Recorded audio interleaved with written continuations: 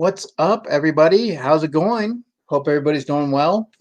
It is Saturday, January 2nd, 2021. Yay, 2021. Hope everybody's doing well. We got a great show for you guys. We're going to kick it off. We're going to give you the 30-second countdown. So you got 30 seconds to go grab something to drink, grab something to eat, get up on that couch, and hang out. So we'll be right back.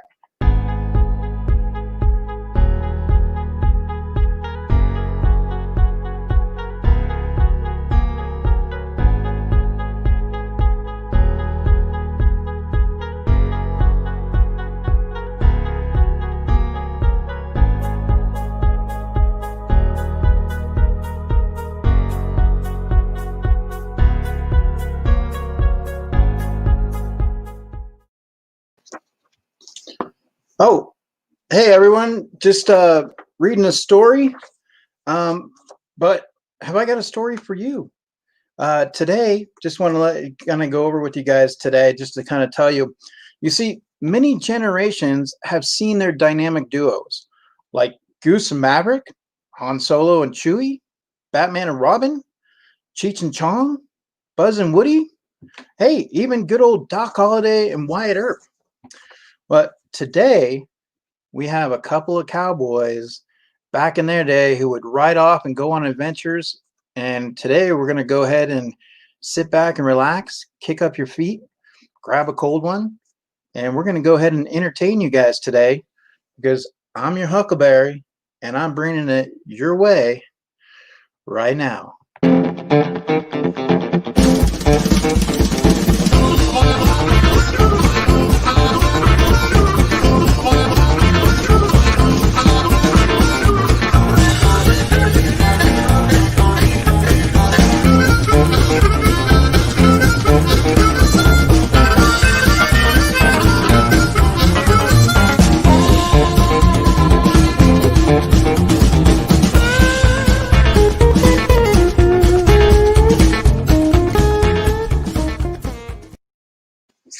All right, guys, welcome. And hey, if you guys are watching this on the rewind, thank you so much.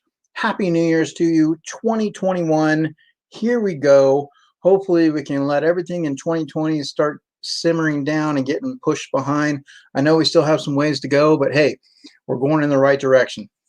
So I just want to say hi to everybody right now in the chat. What's up, Christina Payne, Andrew, how's it going? We're going to let everybody have an opportunity to trickle in here. And like I said, if you're watching this on the rewind, we appreciate it. You're going to have a great show here today. But we do have some guests, guys. And these guys, they go way back. They know each other from when they were young, probably when they were running around in diapers. Who knows? We got our typical, 90s kids. You can look at some of the shows that they had back there, the Rugrats. Yeah, so we got some stories to tell, and we're going to bring them on today. Let me go ahead and bring the first guest on. You guys know him as Mr. LBD, the man who it's hard to really put a shirt on. Hopefully today he will. We shall see. But it's Mr. LBD Prophecy.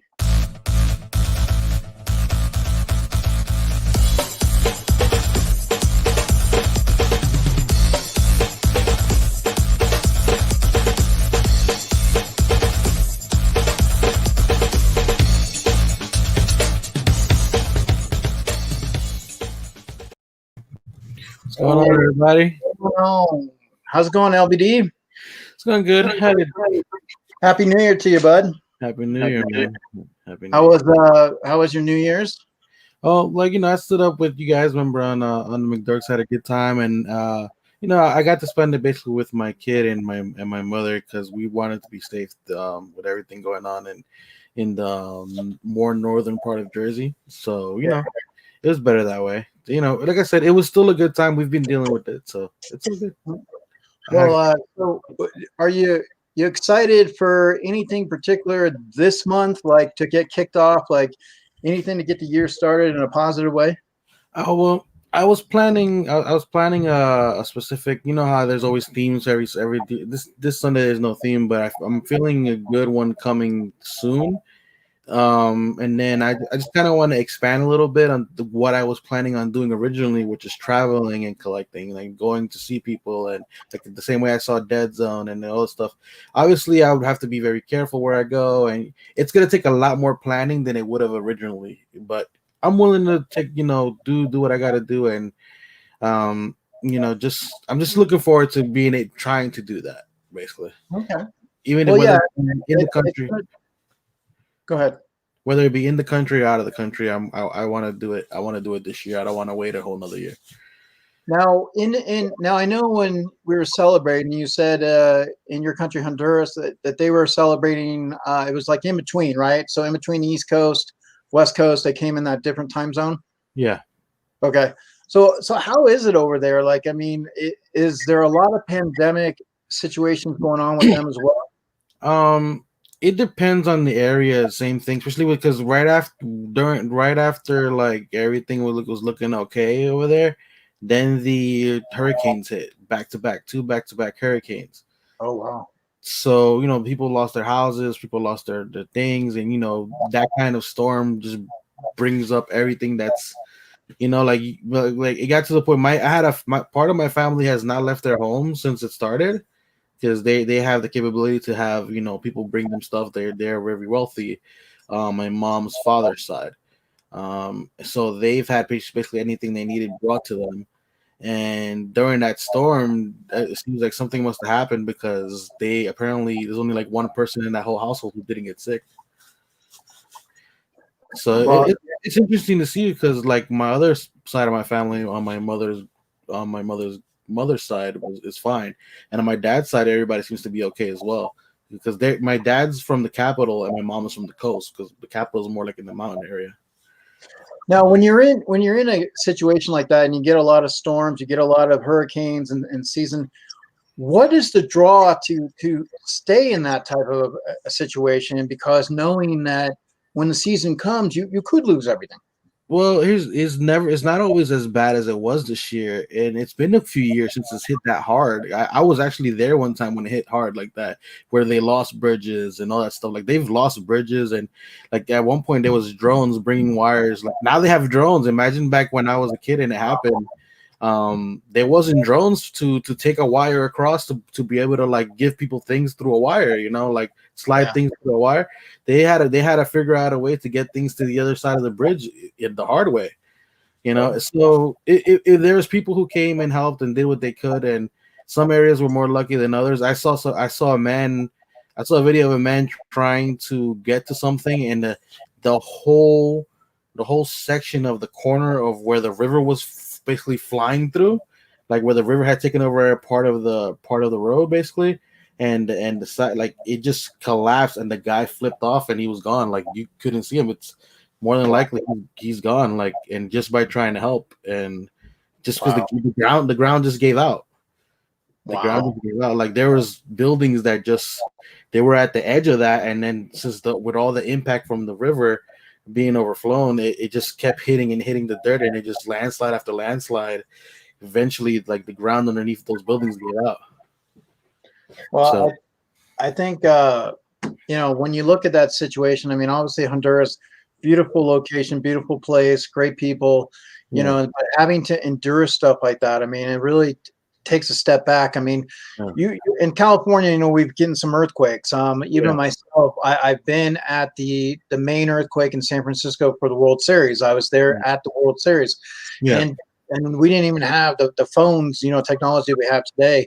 And yeah. to go through that stuff, I mean, Mhm. it's gut wrenching. The emotions, just you don't know where anybody could be. Family. I mean, it's a lot that goes on through Yeah. that. Now you can say, like, with the way it works now is if you have Facebook or some type of social media, they geolocate if you're in that area, and if you have your geolocation on it, you can actually report. Even if you have it off, there's an option on Facebook that you can say I survived or I'm okay of this disaster, and then it'll publicize it right away.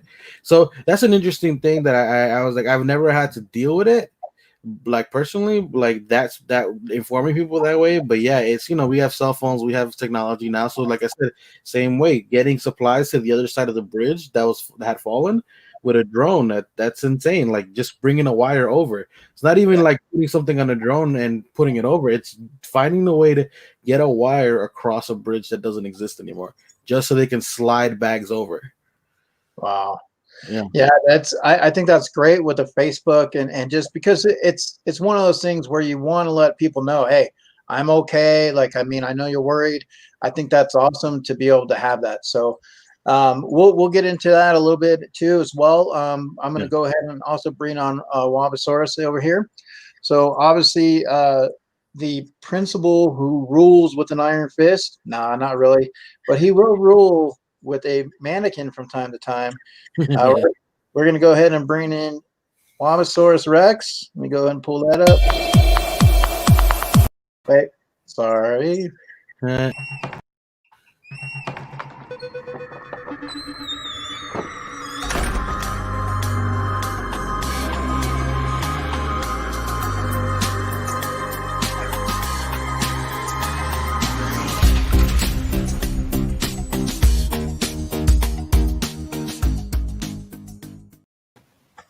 And there he is. How are you? How are you, bud? Happy New Year, everyone. Happy New Year to you. So obviously being a principal at a school, you get an opportunity to wind down for a little bit through the holidays.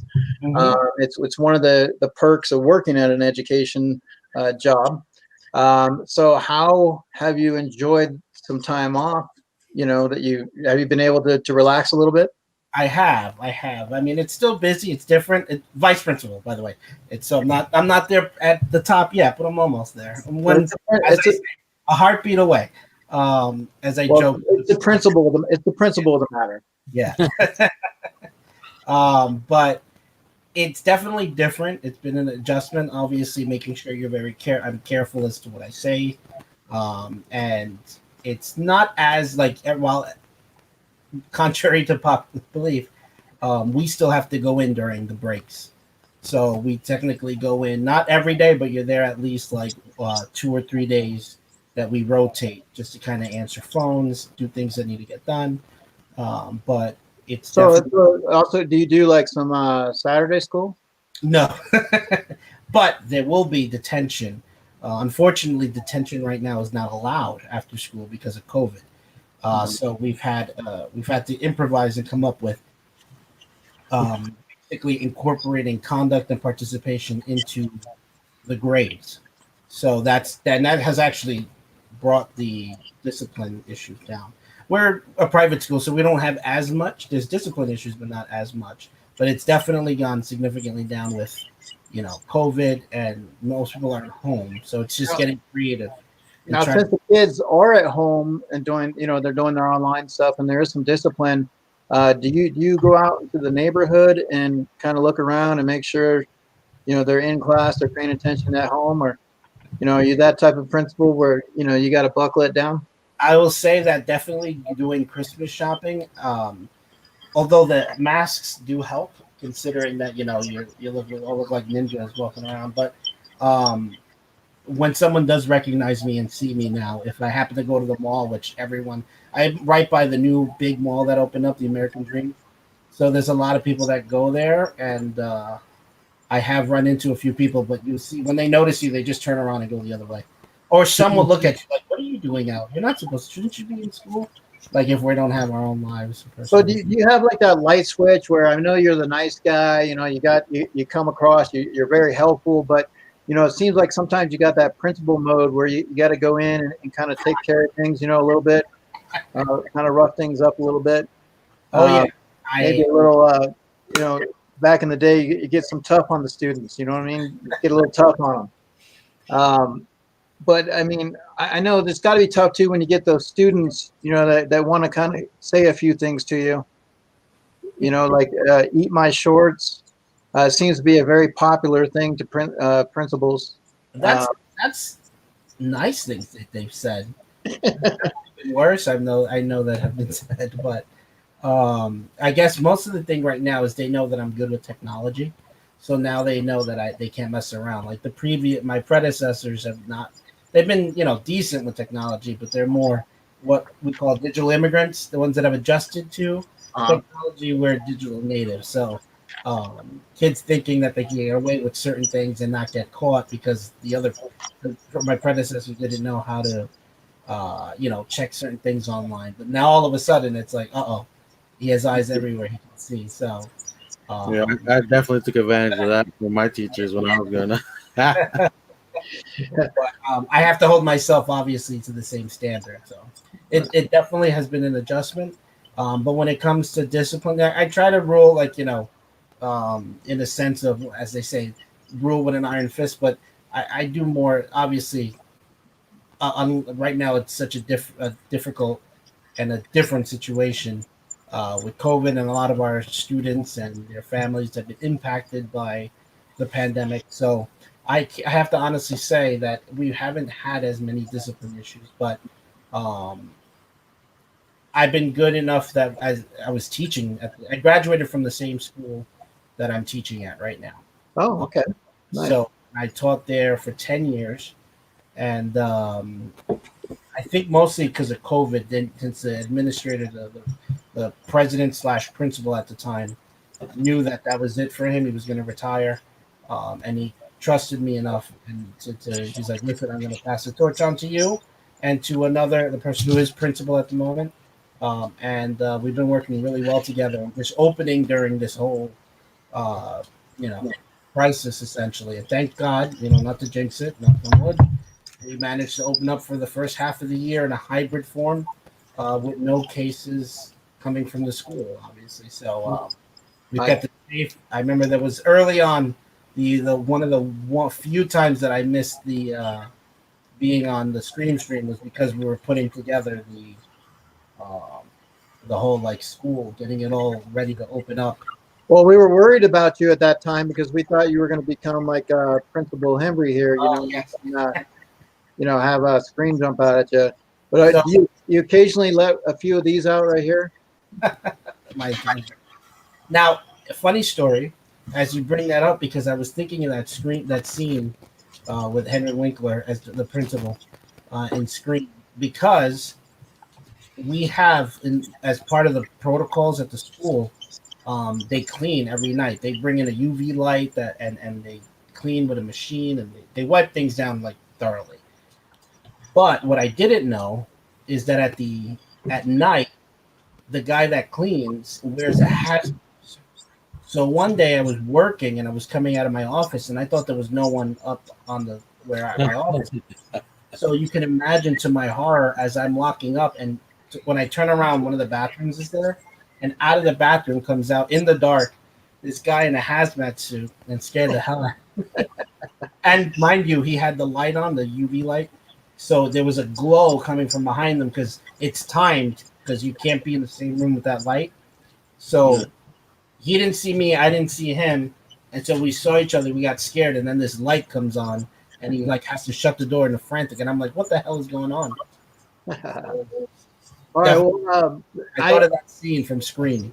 Yeah, that definitely would get to me, being at a school. I mean, I've done that before where I've had to go to the school after an event. And I actually was a janitor for like one night, like just to make some extra money. I went and tried it, and it's really kind of creepy and kind of how things are set up. I'm not sure if I want to continue to do that. They work some of them. They have most of the lights off. So I thought they were done upstairs, and this guy was working with the lights off. He had a few of the emergency lights on, but that's why I was startled. I was just like, well, let me go ahead and take a look here one more time. I want to see hi to people in the chat.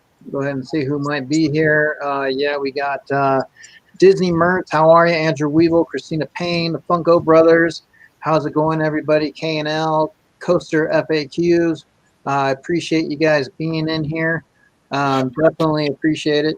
Like I said, we have WOBBASARUS Rex, Robert, and LBD Prophecy. Now, usually when I do shows like this, the guys, I do some family. Sometimes I'll do couples. Sometimes it's singles. The reason why I wanted to bring these guys on together is because they have a history together. It's not just spending time on YouTube. They've actually reacquainted. They knew each other at one point, lost touch, and reacquainted. Am I correct? Yep. I think that's happened like multiple times throughout our lifetime. To be honest, it happens like every what I can't even put a number on it. It's so weird. It's just but there's always something that kind of like brought us back. So it's fun. And it's never nothing bad that makes us lose touch. It's just do we get busy and it's crazy. Well, take us back to when you recently did reconnect, and it seems like what was the emotions like to you guys? Did it seem like it was like you never left? I mean, it's always been there. What was it like for you each when you reconnected? Who wants to go first? I'll go. All right.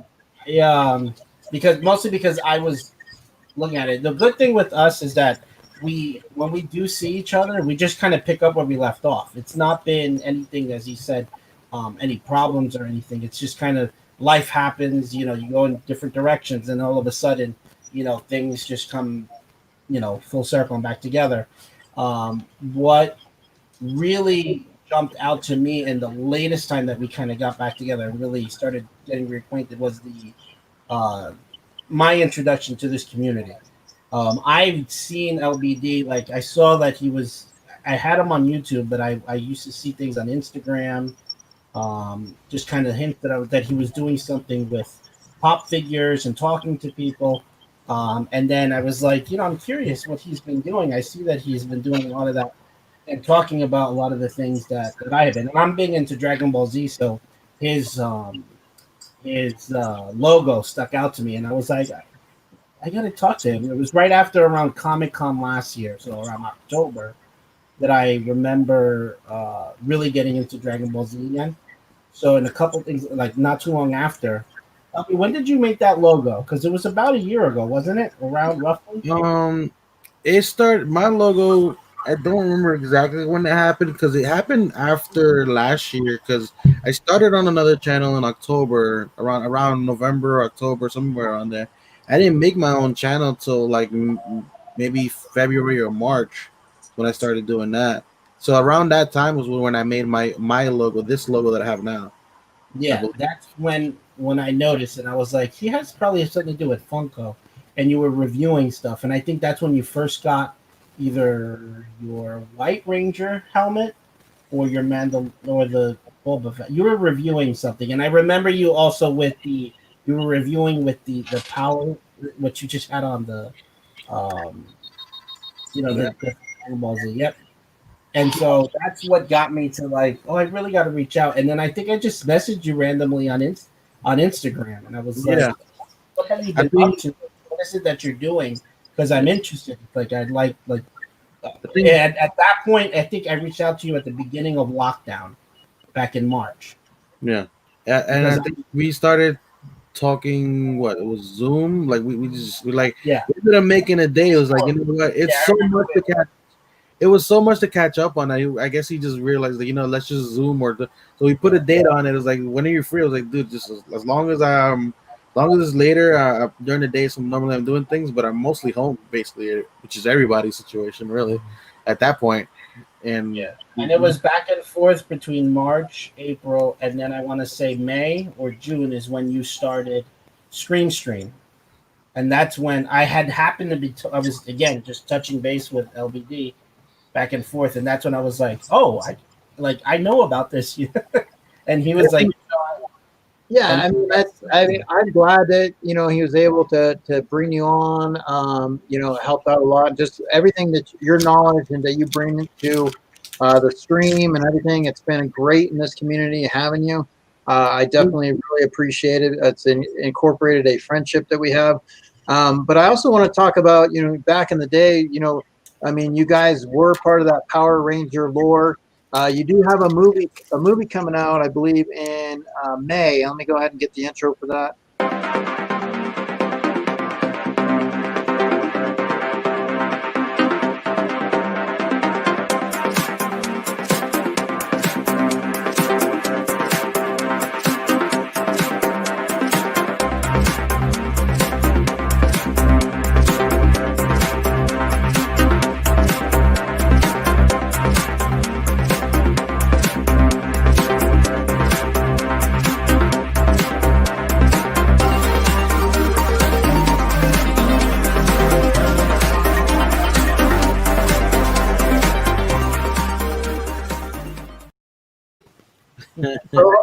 So obviously, the Power Rangers. I mean, you guys, like I said, we have here they're going to be with the Pink Power Ranger.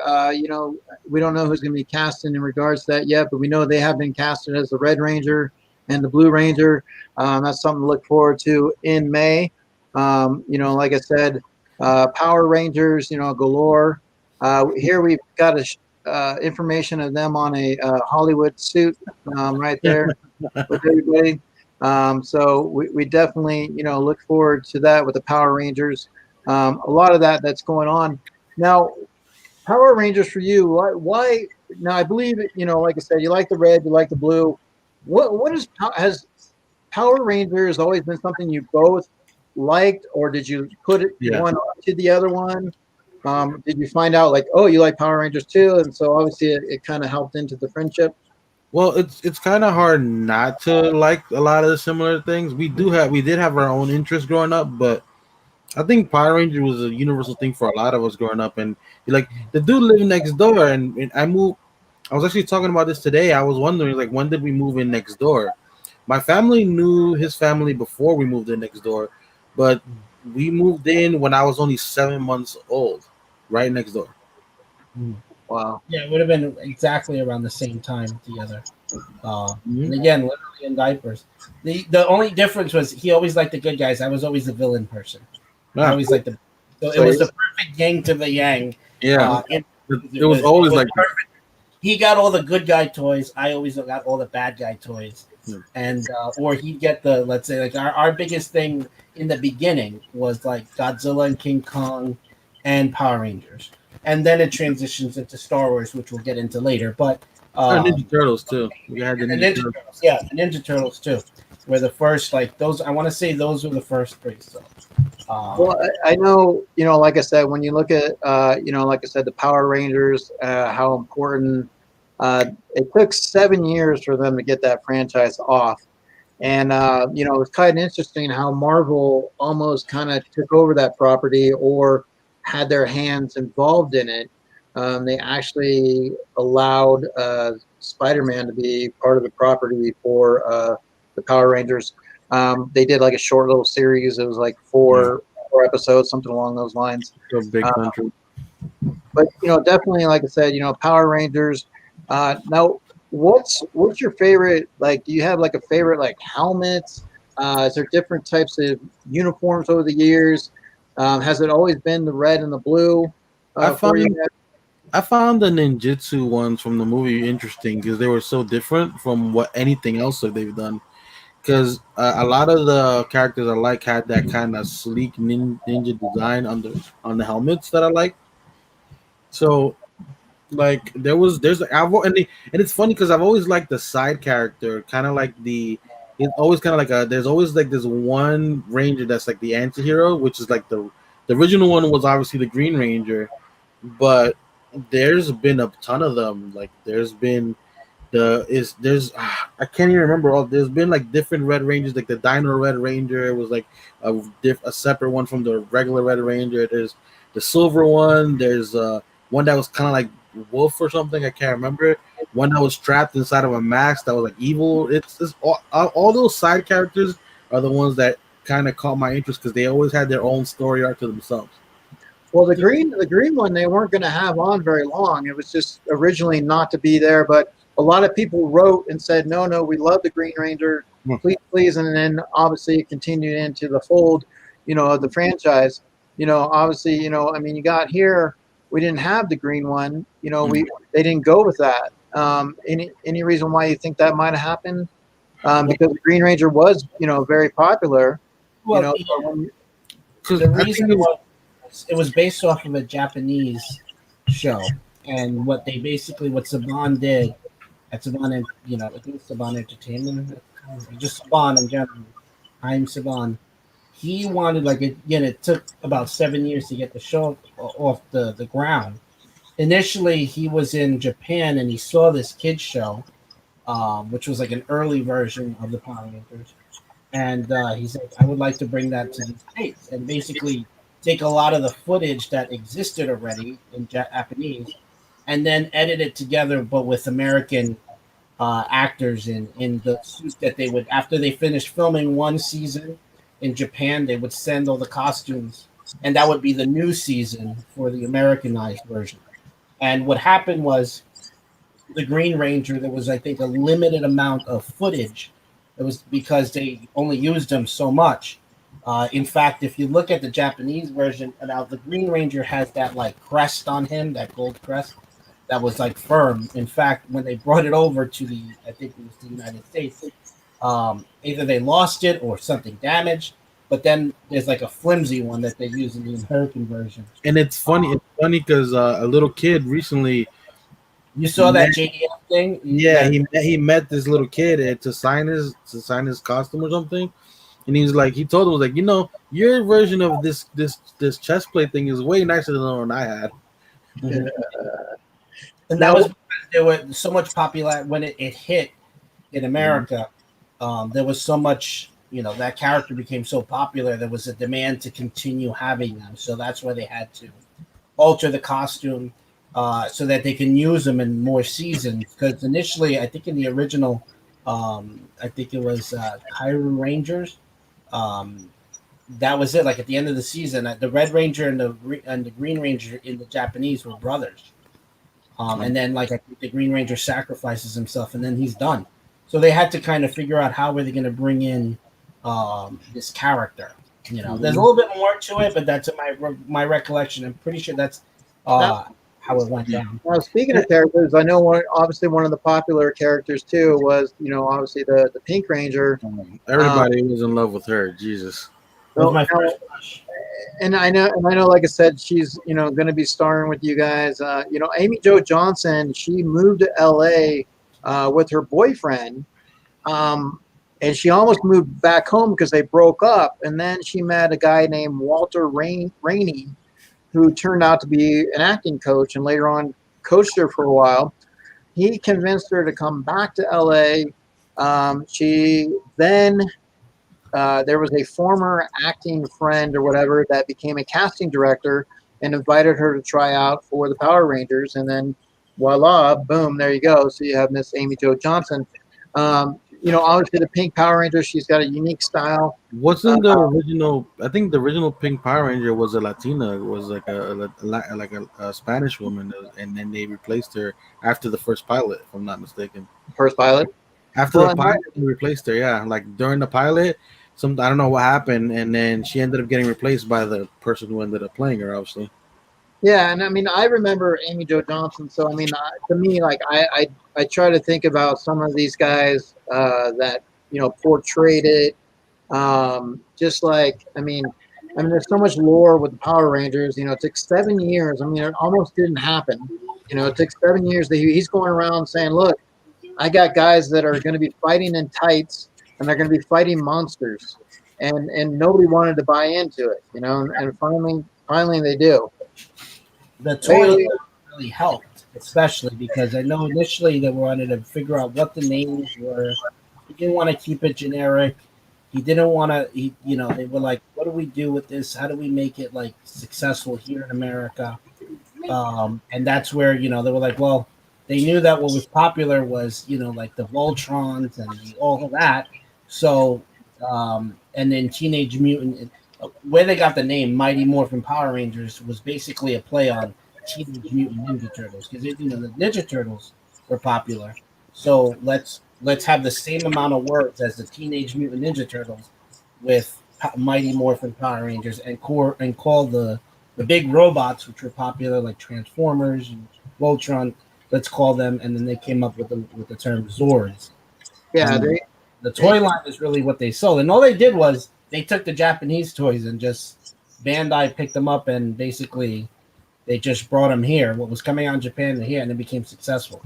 Yeah. It was hard to find those toys back then. Oh, they're hard to find now. Yeah. But I missed one because they were made. They had like metal pieces. They were durable.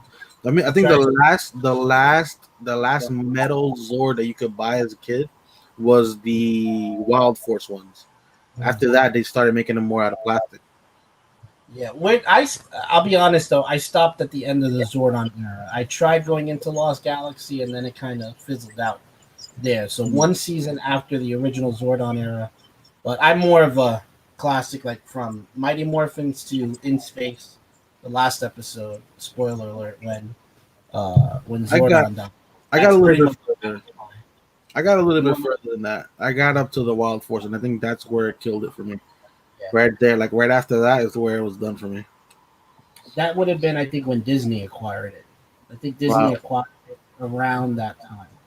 that's probably what it was. That's probably why I stopped right after that. And I had those Zords and it's funny because some of them they had the Agent Wild Zords, which was they were similar. They were it was basically like color swaps, and like they just changed the design a little bit, but it was almost the same exact Zord. I was like, yeah, I'm like even as a kid, I was like, yeah, I'm okay. These Well, I things, have a quiz. I have a 7-question quiz, and I'm going to just test your guys' knowledge on the Power Rangers, and just kind of see who can come out on top, or if you guys are tied or whatever. So we are going to put that together.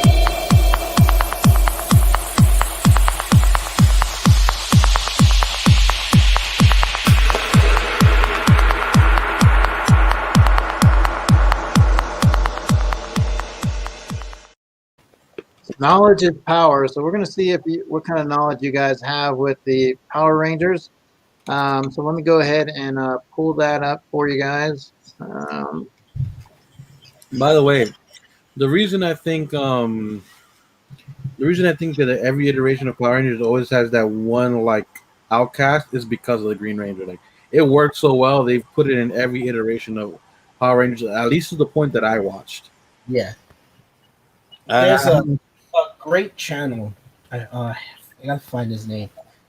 He does a breakdown of the season, the American version of it, and then right after he does a comparison to the Japanese, and he's a really good version of it. In fact, he just released the In Space one about a month ago. But he's great, and his is you get a lot of information if you're interested in Power Rangers or want to learn more about the lore. Uh, his is great. If I find the link, I'll send it to you. But he's not part of this community, but definitely someone knowledgeable. So like I said, we have a 7-question quiz for you guys. If anybody in the chat wants to jump in, you're more than welcome to as well. And just kind of see what you guys might know in regards to the Power Rangers. Obviously, what did you feel about the remake of the Power Rangers? Now, like I said, it didn't make a whole lot of money when they had the movie come out, but it did look good. Like with the trailer. In general, I don't know if it was the acting, but how did you feel about seeing Power Rangers on the screen? Do you think in today's society now they can reinvent it and make it a lot better with the right director, actors, or do you think just leave it alone? I think they treated it more as a money grab than an actual project because I literally saw a fan made version of like it's a fan made short that was like 10 times better than what they did. Was it the R-rated one? The one that was a really really good one. Yeah, it was really really well done, and most of the people who are into that version of the Power Rangers are our age now, so it would be fine. And I understand if they don't want to take it to the R, which is cool. Like there's not, I don't have a problem with that. But like even the design and they had the Green Ranger out of all things, and even his chest plate was like it was like a digital chest plate. It was insane. Oh, Like there was a lot of detail in that. Like in that person wasn't part of Hollywood and none of that stuff. That was a short film project. It wasn't not even that long. Do you remember how many minutes it was? I don't remember how many minutes it was. I thought it was about a 13-minute video. It was really well done though. It was a good I was fan. like I honestly thought that was the actual trailer for the movie, and then I saw what it really was. I was like, huh, that was disappointing. Now the remake, I will say, had good actors in it. I Yeah. love the act, but it just wasn't Power Rangers to me when it came to the Zords. Like it was fine Yeah. with how they got creative with Zord and Alpha. I was okay with that. I didn't Yeah. like the Zords. I didn't like the villain. I didn't like the portrayal of Rita Repulsa, who to me stands out as one of the greatest female villains in TV history of all time because she was the original villain, as I call the OG badass, Rita Repulsa.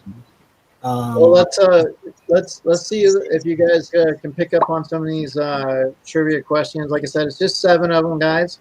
That way you don't have to be going through a lot of them. It's just be real quick and see if anybody from the chat ends up having more knowledge or how that works. But I'm going to go ahead and run it for you guys.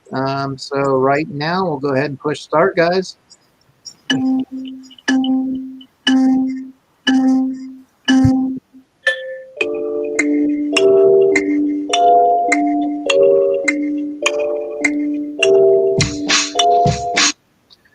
And then, as you guys know, everybody that's not in the quiz, why they do that.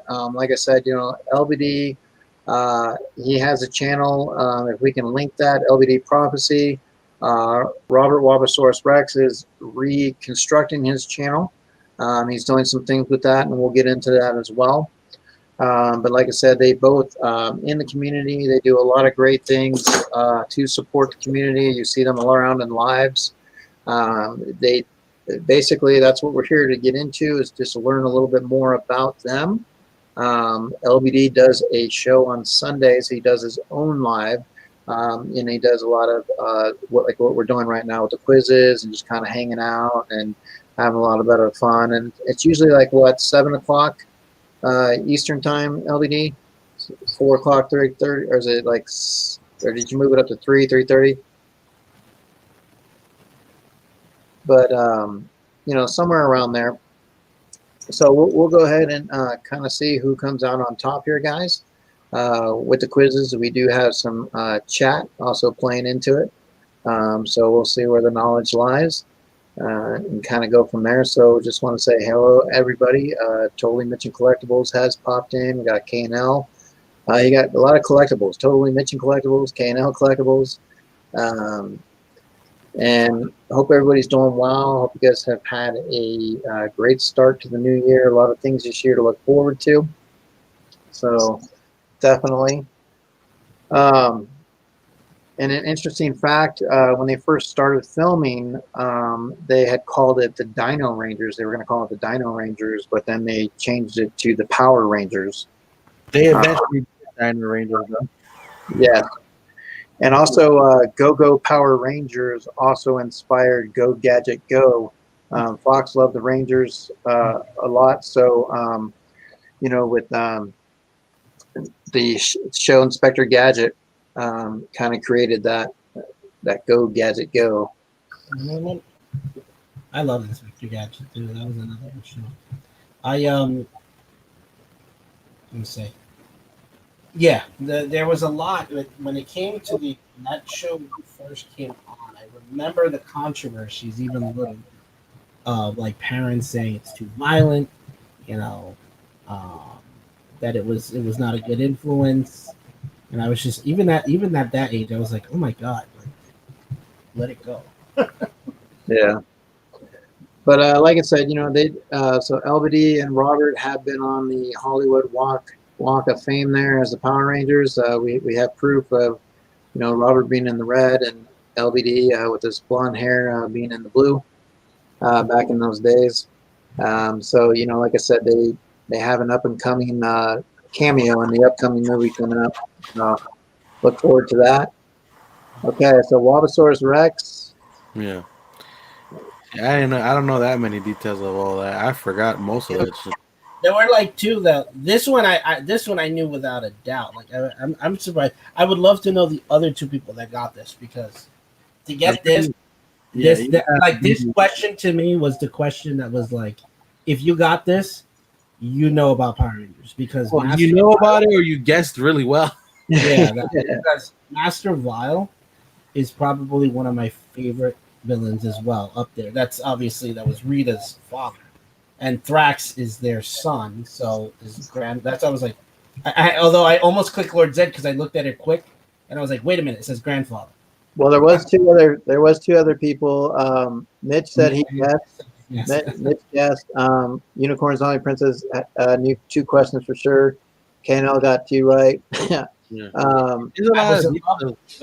I've been obsessed with King Mondo, and Lord Zed I like them all, like all the, but So which ranger unintentionally sets off the fire trap while the rangers were trying to find Ninjor's temple?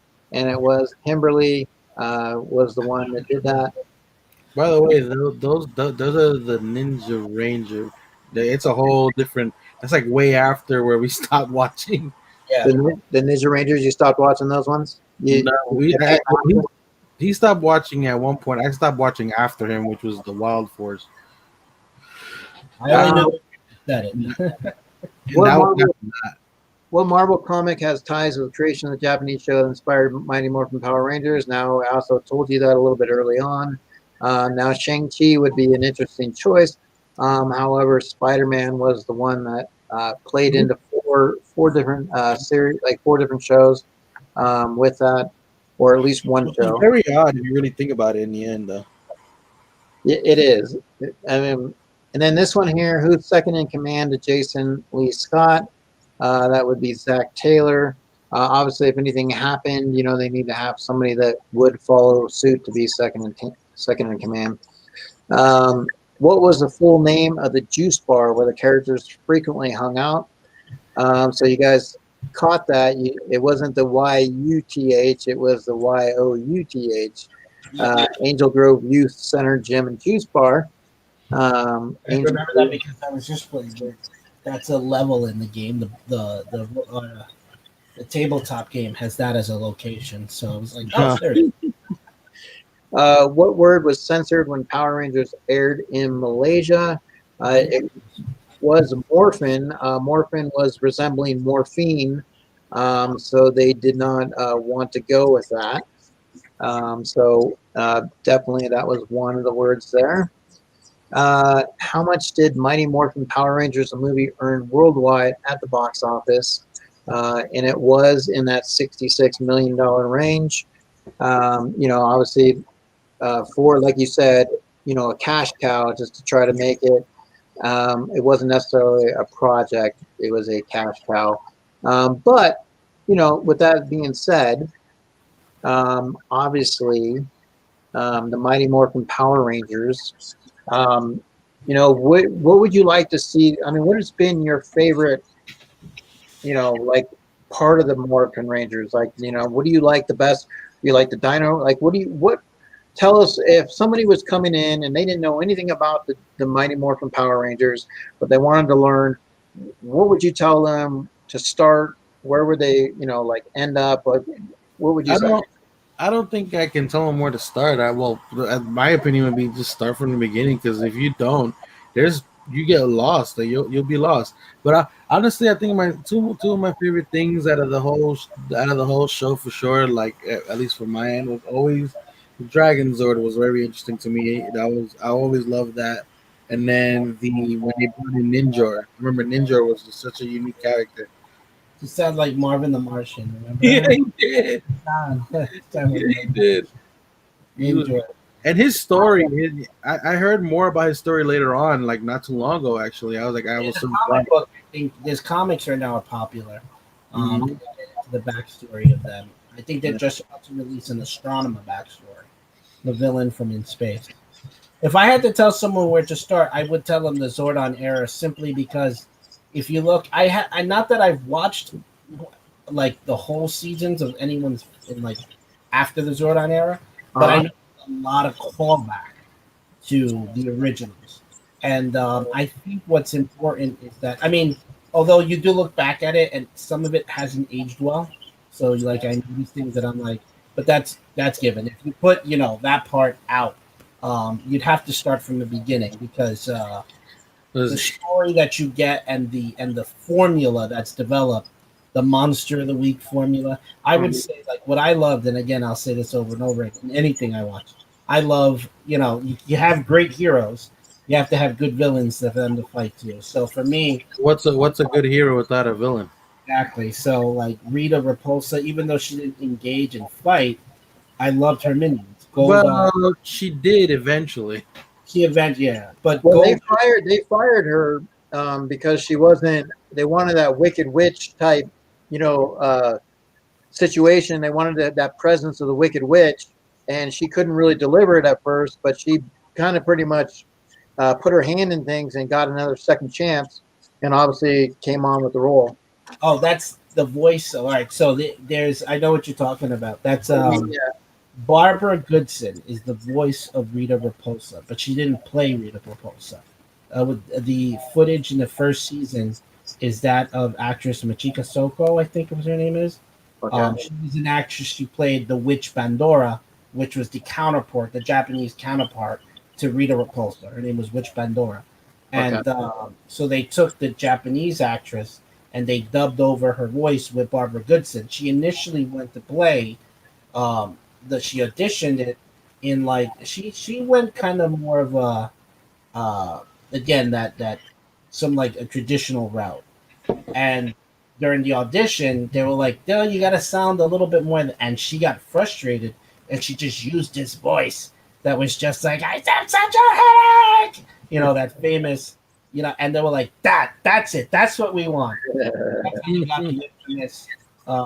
the infamous Rita Repulsa voice, Barbara Goodson.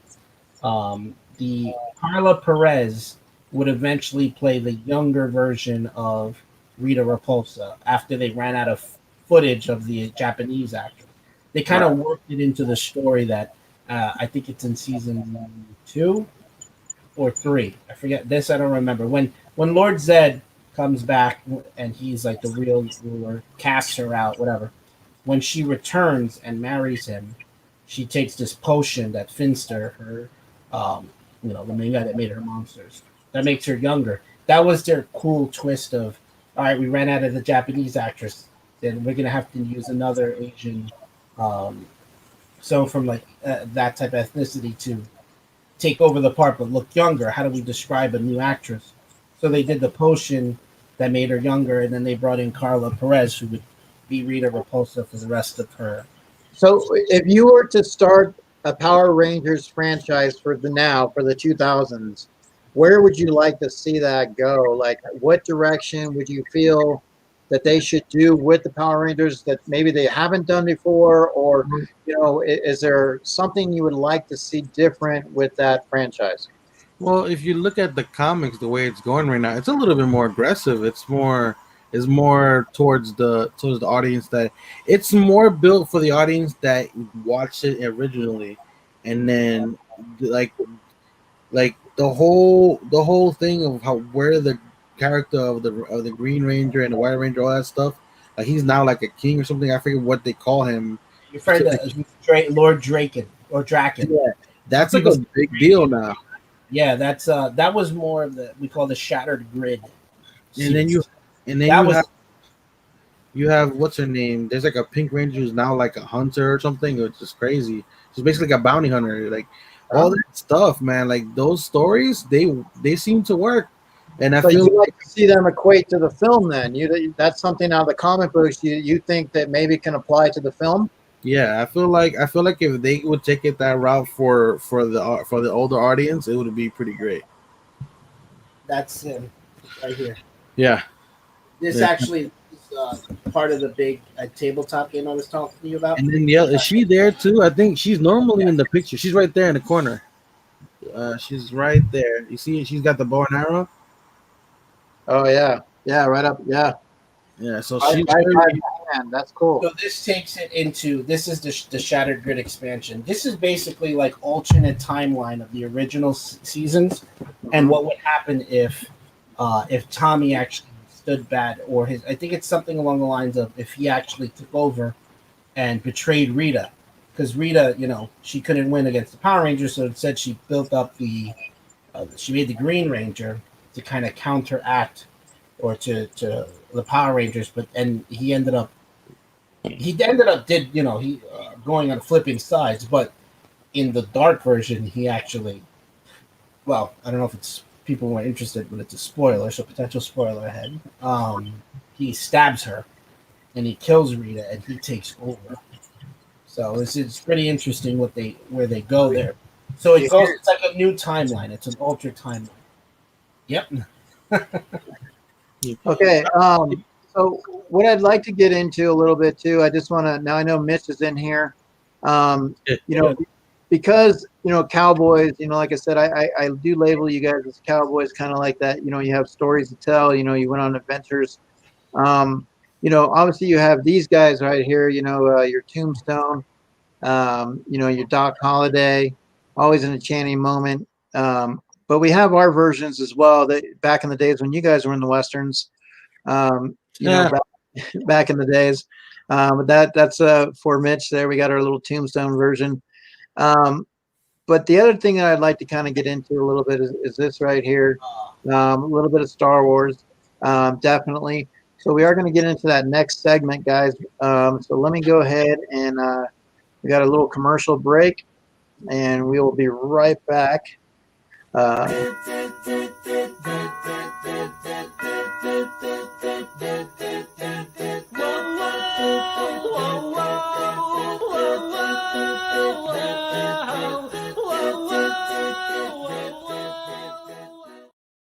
All right, that's a show coming up there, Saved by the Rex. You can see that coming in the fall and September, guys.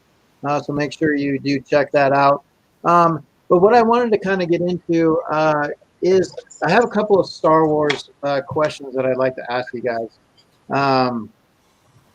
And definitely we'll get into that as well. Like I'll kind of get into a little lore with you, okay?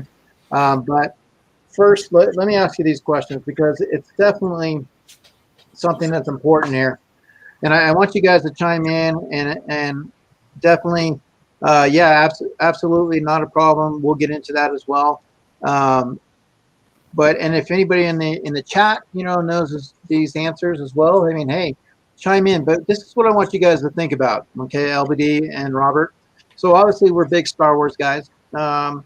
Obi-Wan Kenobi has fought many battles, okay?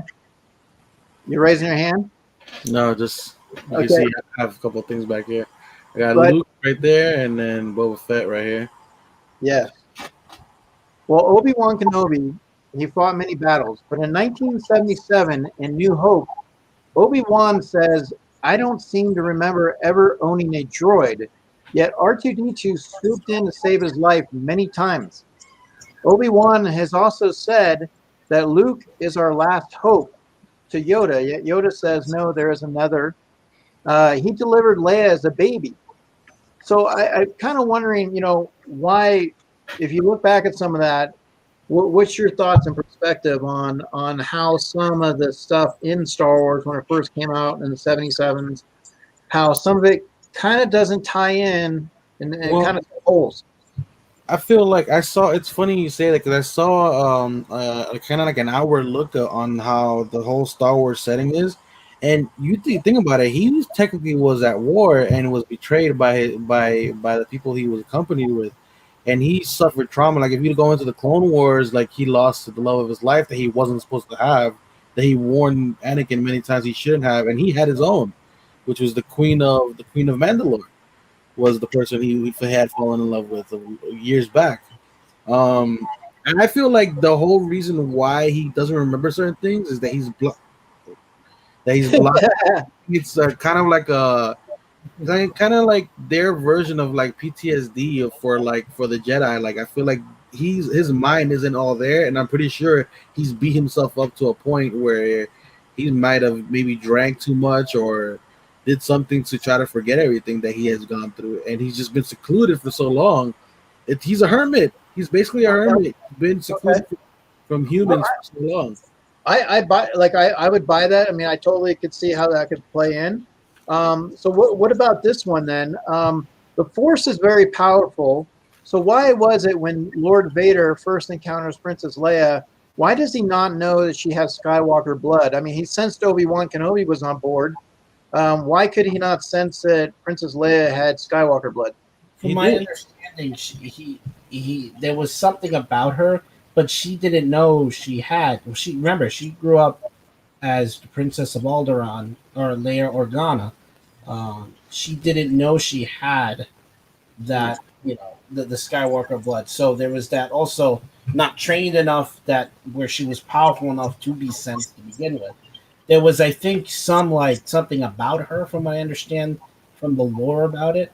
But a lot of it also gets down to, and kind of to answer your first question too, is when George Lucas wrote this, it was intended to be some sort of like excerpt from a journal of the will, and he didn't know where this franchise was going to go. So a lot of what was said was kind of left to interpretation, not knowing how much Star Wars would explode.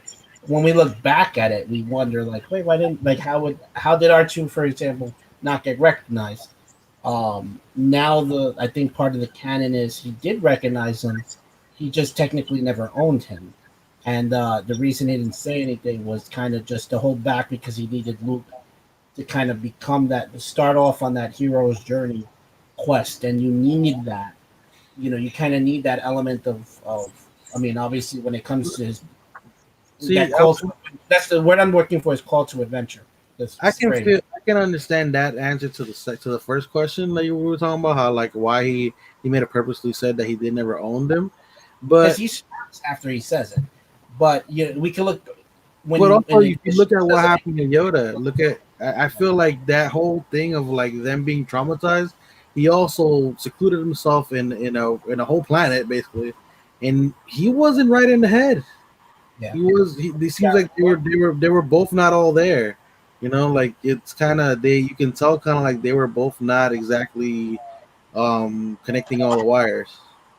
Well, plus they made it very clear that that the Emperor Darth Sidious really had Vader believing that Padme died died with the kids. The kids died. So we got to remember that Darth Vader not only is full of rage, that's what he's doing, but he's clouded his own vision is clouded because he's been basically brainwashed by the Emperor, leading him to believe that his lineage, the Skywalker lineage, was dead. Because if there was, think about it, if there was any type of inclination that he had a kid and that he sensed it in Leia, that would be a potential. That would be very very dangerous for the Emperor. So yeah, the Emperor's plan. So he had to convince. That to come.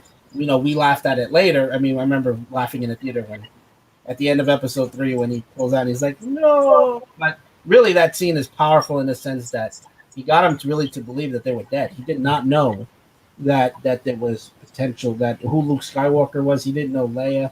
He finds that out at the end of Empire when Boba Fett goes on a mission and finds it and hears the name Skywalker with Luke. so let me ask you this then. So Qui-Gon Jinn, he taught Yoda how to communicate with the living beyond the grave. But in the Clone Wars, his body does not vanish and yet ends up a ghost. His voice is heard when Anakin goes on a rampage against the Sand People. So why is it that Yoda and Obi-Wan, with their death, you were able to see them, like looking, onward in a ghostly appearance, with that? Why is their death so special? I believe it was explained that he was still in the process of learning how to do that, and I don't think if you don't have the knowledge when you originally pass away, because you're always going to be a part of the Force, no matter whether you die now or you die later. And I feel like eventually he must have found a way to come. I feel like that's the only reason, because from what I understand, it was always explained that he was still in the process of learning the ability. Yeah, and then that's when I think Obi Wan and Yoda master it, and that's Mhm. when they're able to come back With So into him. what? full fruition. I mean, what about some of the other Jedi?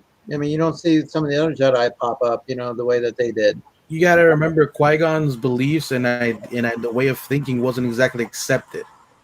Yeah, Yoda didn't even accept it until later on in life. and remember uh, Qui Gon was the apprentice of Count Dooku, Yeah, who also casted out because he didn't his way of thinking and his was very much different to the Jedi Order's thinking. Okay. So obviously he's going to teach Qui Gon. Probably Qui Gon is going to rub off. He's going to do things his own yeah. way. He was very for a Jedi who did follow most of the rules. He was still kind of a rebel in a way, because Well then, he wasn't supposed to take on Anakin either. If you think about it, he was technically too old to be a Padawan, and he made it happen. Well, okay, here's a question that I'm sure is on everyone's mind. Um, how did the Ewoks just happen to have lying around a dress for Princess Leia? Does the Ewoks do, I mean, would you say, I guess, because they eat humans and they just happen to have a dress that, happen to fit for Princess Leia? That the my only response to that would be that there's really no indication how far like between now and whatever we see that scene it is. Like, who knows? Because they obviously have certain They skills. have clones. Yeah, so Yeah, so someone they made also it. have skills. Yeah, so I don't know. Maybe we don't know the time lapse between that her having that dress and whenever she didn't have it. Now, now obviously Anakin Skywalker was to train with Luke Skywalker, correct, at the school. Um, Huh? Say it was it again. Anakin Skywalker? He Yeah. was to train with Luke, right? Luke said that he couldn't. He tried to train him at his school, like in the movie, and he ended up. Do you remember seeing that with I Anakin? No. think you got one of the names wrong because Anakin is Darth Vader. I Yeah. mean, yeah, yeah. Well, I mean, the scene when you go back to that where comes in the school, and Come on, Anakin comes into the school. yeah, Anakin comes into the school. Okay, so he destroys things, correct? Yeah, he destroys the temple. He destroys the library. He destroys the children. Now, with that, do you think because Luke Skywalker has Baby Yoda or the child or Grogu, that he was there during that? Does that fall into that time frame for that, or no, not at all? I think what he means is, was Grogu at the temple at the time? Yeah. Correct? They said that he was at in the show. It says he was there. Yeah, he was there and then Ahsoka says, but he was taken and hidden. I Yeah. have a theory. I have two theories who it could have been. Also, Um, you also before you go on to that theory, because I want to hear that. I think you're getting the times confused because Luke would be a baby when Anakin kills all those children and everybody at the temple as Anakin Skywalker before he becomes Darth Vader. Yeah, I'm thinking. Okay, when the last movie, it was one of the movies where obviously they flashed back and they had him coming in Rage, or was it Kylo Ren? It was oh, oh. Kylo Ren. That's right. Kylo So Ren. Okay, he's talking about in the flash because that was like flashback. That only happened in Rise of Skywalker. Oh, so you mean all right? Luke Skywalker's training place. So Anakin would be dead already as Darth Vader. Yeah, So you're referring to when Luke sets up his Jedi Academy. that's what you're Um, talking about. yeah, yeah, Luke has a Jedi Academy. Now the question is, do you think that that's where Grogu went? right. That's what I'm just kind of seeing, like Yeah. trying to look and see what your guys' thoughts of maybe Oh, if we fall in I that place. I think that this would be what we see again. Spoiler alert: if no one's seen the end of the season 2 of Mandalorian, right? 3, 2, 1. I gave you the opportunity to leave. When we see Luke Skywalker at the end and he takes Grogu, um, that is my intention. Though, like the 5 years after Return of the Jedi, Luke gets so like into the history of and looking for relics and learning about the past of the Jedi and the Sith.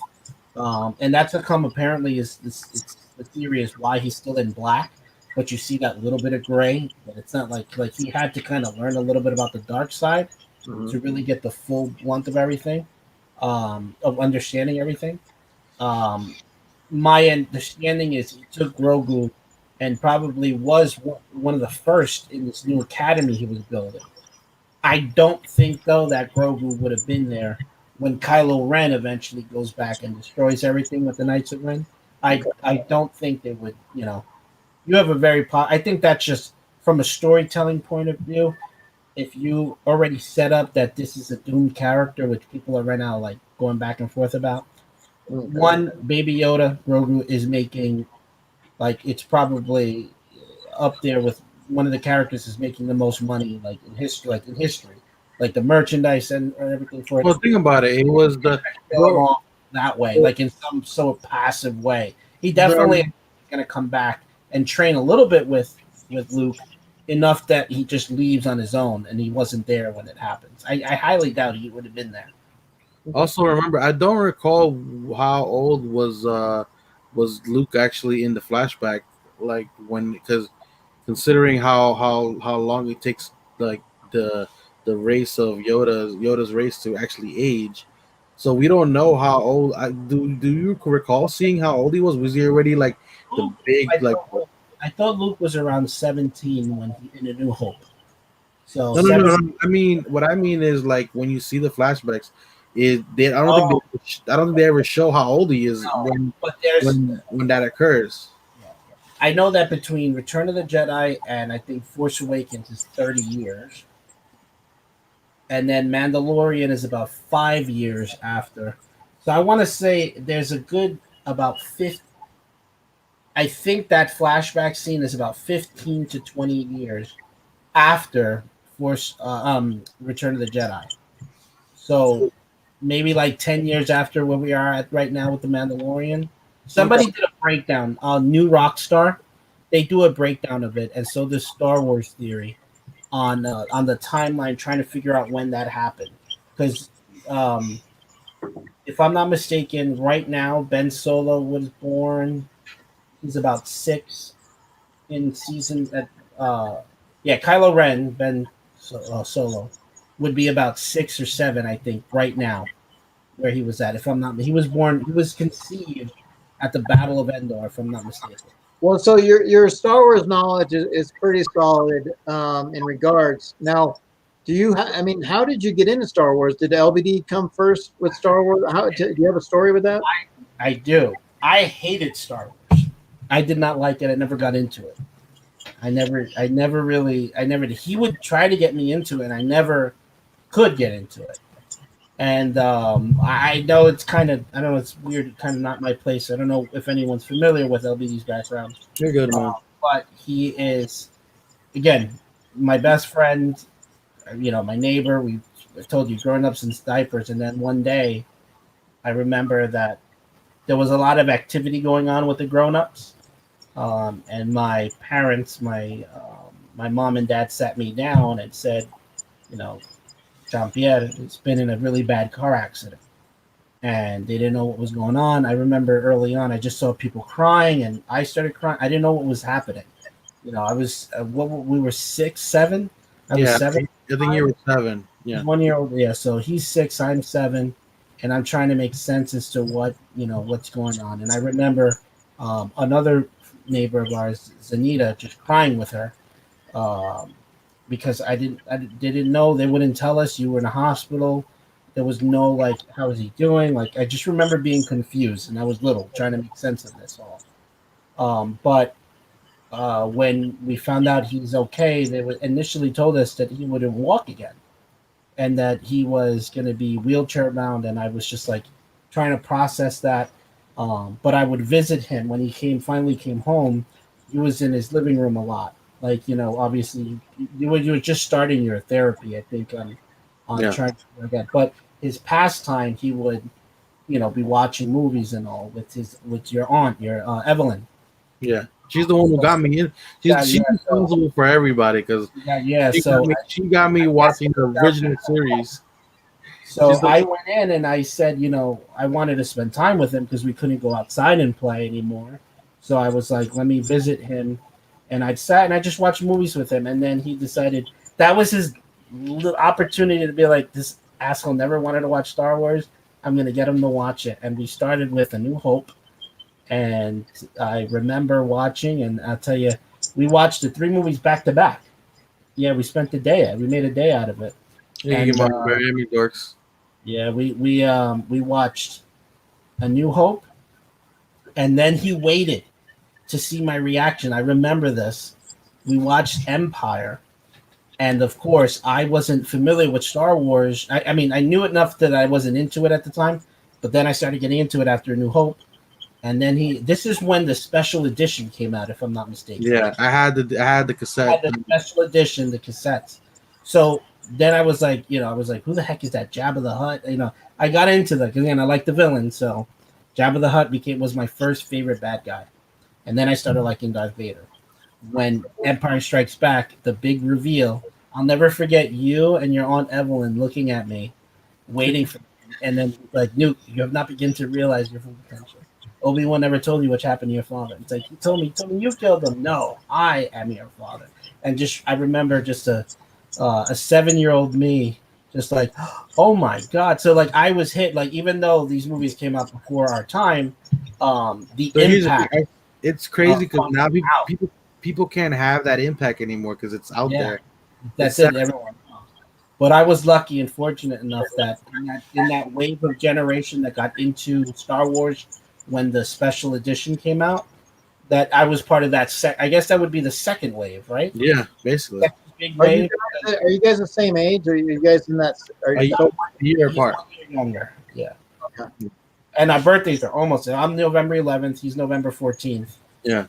And within a year of each other. So It's funny because it would be October 26th, and then right after it would just party after party. it was 3, and like we were the kid of the 3 houses that were like together. Mhm. Like the kid of each house had a birthday. So it was first was our neighbor Zanita, and the big party they do for them. Then it would be me, and then LBD. Yeah. So it was literally. I want to go back. Okay, so that's a pretty traumatic experience to get into an accident at that age. Okay. Yeah.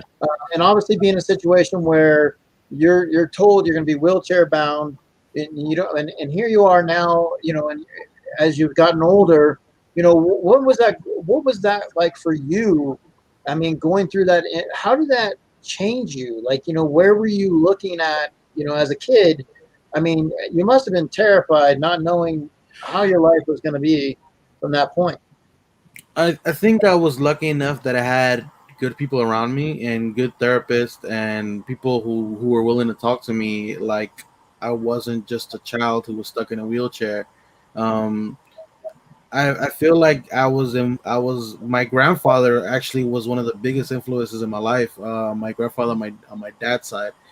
Um, that's one of the reasons why I got his like when he passed away and I was old enough. I got the whole tattoo thing of Honduras and his name and all that stuff. Because he was one of the people who he sat me. He's like, you like he's like he noticed I kind of was giving up, and he was like, you like playing video games, right? I was like, okay. He dragged my ass all the way to the play center they had in the hospital. He was like, play. He just gave me the remote. He's like, how am I gonna? And I basically saying, he's like, how am I gonna do this? Like, how am I gonna play with one hand? How is this? How's this gonna work? So you want to play? You figure out a way. Here, look, put your hand like this. There you go. And he figured it out for me. The first controller I ever played with was the when I was able to when I was able to play was I believe it was a Super Nintendo they had there, and that was like your basic remote. It was it was the same as the NES. So. And I feel like that kind of gave me a little bit of a spark. Because like I can find a way to do things differently than people. Like it doesn't have to be all bad, I guess. And I think I kind of took that and ran with it. Not literally at that time. Anybody else? You kicked all our asses in video games. One hand. Yeah. We would always be like, how? How would he? And you ask Pedro, Nick, and all of them. He would always, my uncle, like, you're trying to beat him, and you're trying to beat him. You're not like saying, okay, well, we're going to play this off. You're actually trying to beat him, and he's kicking everybody's ass. With one hand, I was just like, that's crazy. He just developed the skill. And I remember his grandfather all too. He's someone that was very influential on all of us. And I remember his grandfather being a big push and a big, leaving that impact on him. Because I do remember the time when they said like one thing, because they had to tell it to I don't know if I'm sure you probably learned this as time went on, but there were adults like Robert next door, my father who was around at the time, and my grandparents that were very like, we got to get the kids to understand what he's going through right now, because he was going through it, obviously what happened to him. But for us to understand as kids and make sense of what the process is like we wouldn't have, we're still little. We didn't know what was going on. We didn't know, was he going to be able, how come he couldn't get up? Why he can't play with us anymore? Like, it was an adjustment for us, and we had to go through trying to understand and know that we can't show like he wanted. He was very big on. He didn't want sympathy in a sense. He wanted us to just be like normal. Like it shouldn't things shouldn't be different now. It should just I'm still here. I'm doing the best I can, and we just continue going. And let me tell you the story. I let you pick up from here. It's your story, but of I remember them saying, he's gonna be in this wheelchair, and then he was like, "Yeah, it's not gonna happen. I'm gonna get up. I'm gonna." He just did it. He just got up and started walking around. I remember one of the things that really got to me. Not only that, like I didn't know what I was gonna do with myself, and like I said, that one push I got from my grandfather kind of was the spark of everything. What they ended up doing was finding a wheel. Because remember, wheelchairs you need two hands. I can't use two hands. So what they ended up doing for me was they didn't give me an electric chair. What they did me was they gave me a wheelchair that had two bars on the side where it would pull both wheels on one side. So this arm had to be strong. I had to keep going. I had to keep pushing. So not only was I working my body trying to walk again, I was also learning how to push myself around in this wheelchair that was specially made.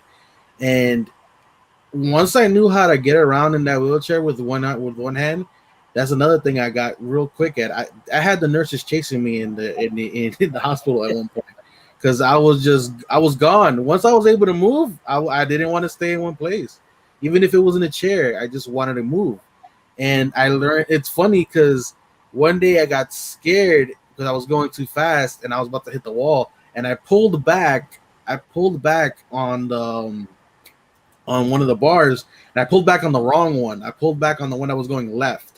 And when you pull back on the left one, apparently you're basically drifting at that point. And it pulled me to the right real quick. And once I learned how to do that, oh man, it was over. I was having a good time at the hospital, just being in a wheelchair. At one point, he would start. So we used to just have a. Remember, I don't know what the hell we were doing, but we just literally would run from one corner to the parking lot. It was just between the houses. Yeah. We had a habit of just always like racing back and forth. And then he started doing it in the wheelchair. He started, remember we used to just going back and forth, and he would just, it was just became fun. Like he was able to then finally come back out with us. And I guess that's what started when he was like, I'm going to start getting up off of the wheelchair. I remember getting one of the things that I've always loved the water when it comes to like pools. So what they ended up doing was putting me in a pool to try to make me move my legs. And they would have, and it was weird because they would you basically wear this huge ass diaper that's attached to three chains that would just hold your body up. And then obviously the physical therapist would jump in with you and they would lower you down. And basically they would like work with you in there. It was an interesting process, and I'll be honest with you, it's crazy that he's mentioning all these things that there's stuff that I don't know. There's stuff that I don't remember or I don't know that happened, and then he'll tell me things.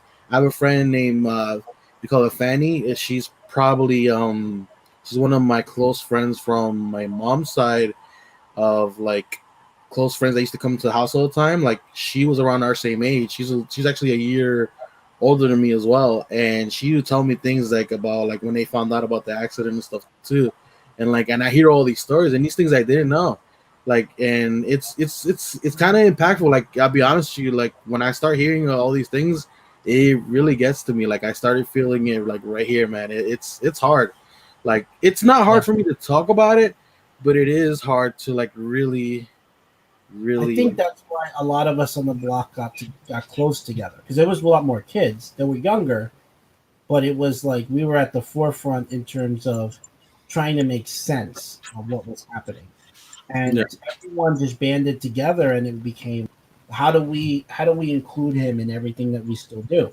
Like we were just gonna act like obviously we knew there were certain things there were limitations, but we knew that he wasn't going to go through the with some of these obstacles that I can't imagine a 7-year-old me trying to think of, but just the drive of just how do we get him to come out? How do we make him feel like he's still included instead of just being stuck at home? Because that's what it was like for us. It was hard because we used to be out every day. I mean, I sent you a picture on Instagram of what what it was like. I think that was before, and then seeing it all that changing literally overnight. And it was like, well, we're gonna adjust. How do we include him? How do we adjust to making sure that he feels as normal as possible, and to get his mind off of things? Because we didn't know where his mind was. We didn't, couldn't process it at that young age. Well, the other thing is too, at a young age is, kids have shown to be cruel and not understanding of certain situations. Did this bring you guys together? Like, was there kids that, gave LBD a hard time, or was the neighborhood pretty tight? Did this bring you guys a lot closer together, maybe having to step in and protect LBD at times? Or how did you feel about that, as a kid? I mean, a lot of times, kids are real quick to make fun of something, and not look at it in a different light. I don't recall anyone ever, unless no, everyone was very close on that block. Yeah, we were really close. It was a family. Like, you didn't make fun of family, and anyone who would try, good luck. Yeah. We're making out of that block. I'll tell you that.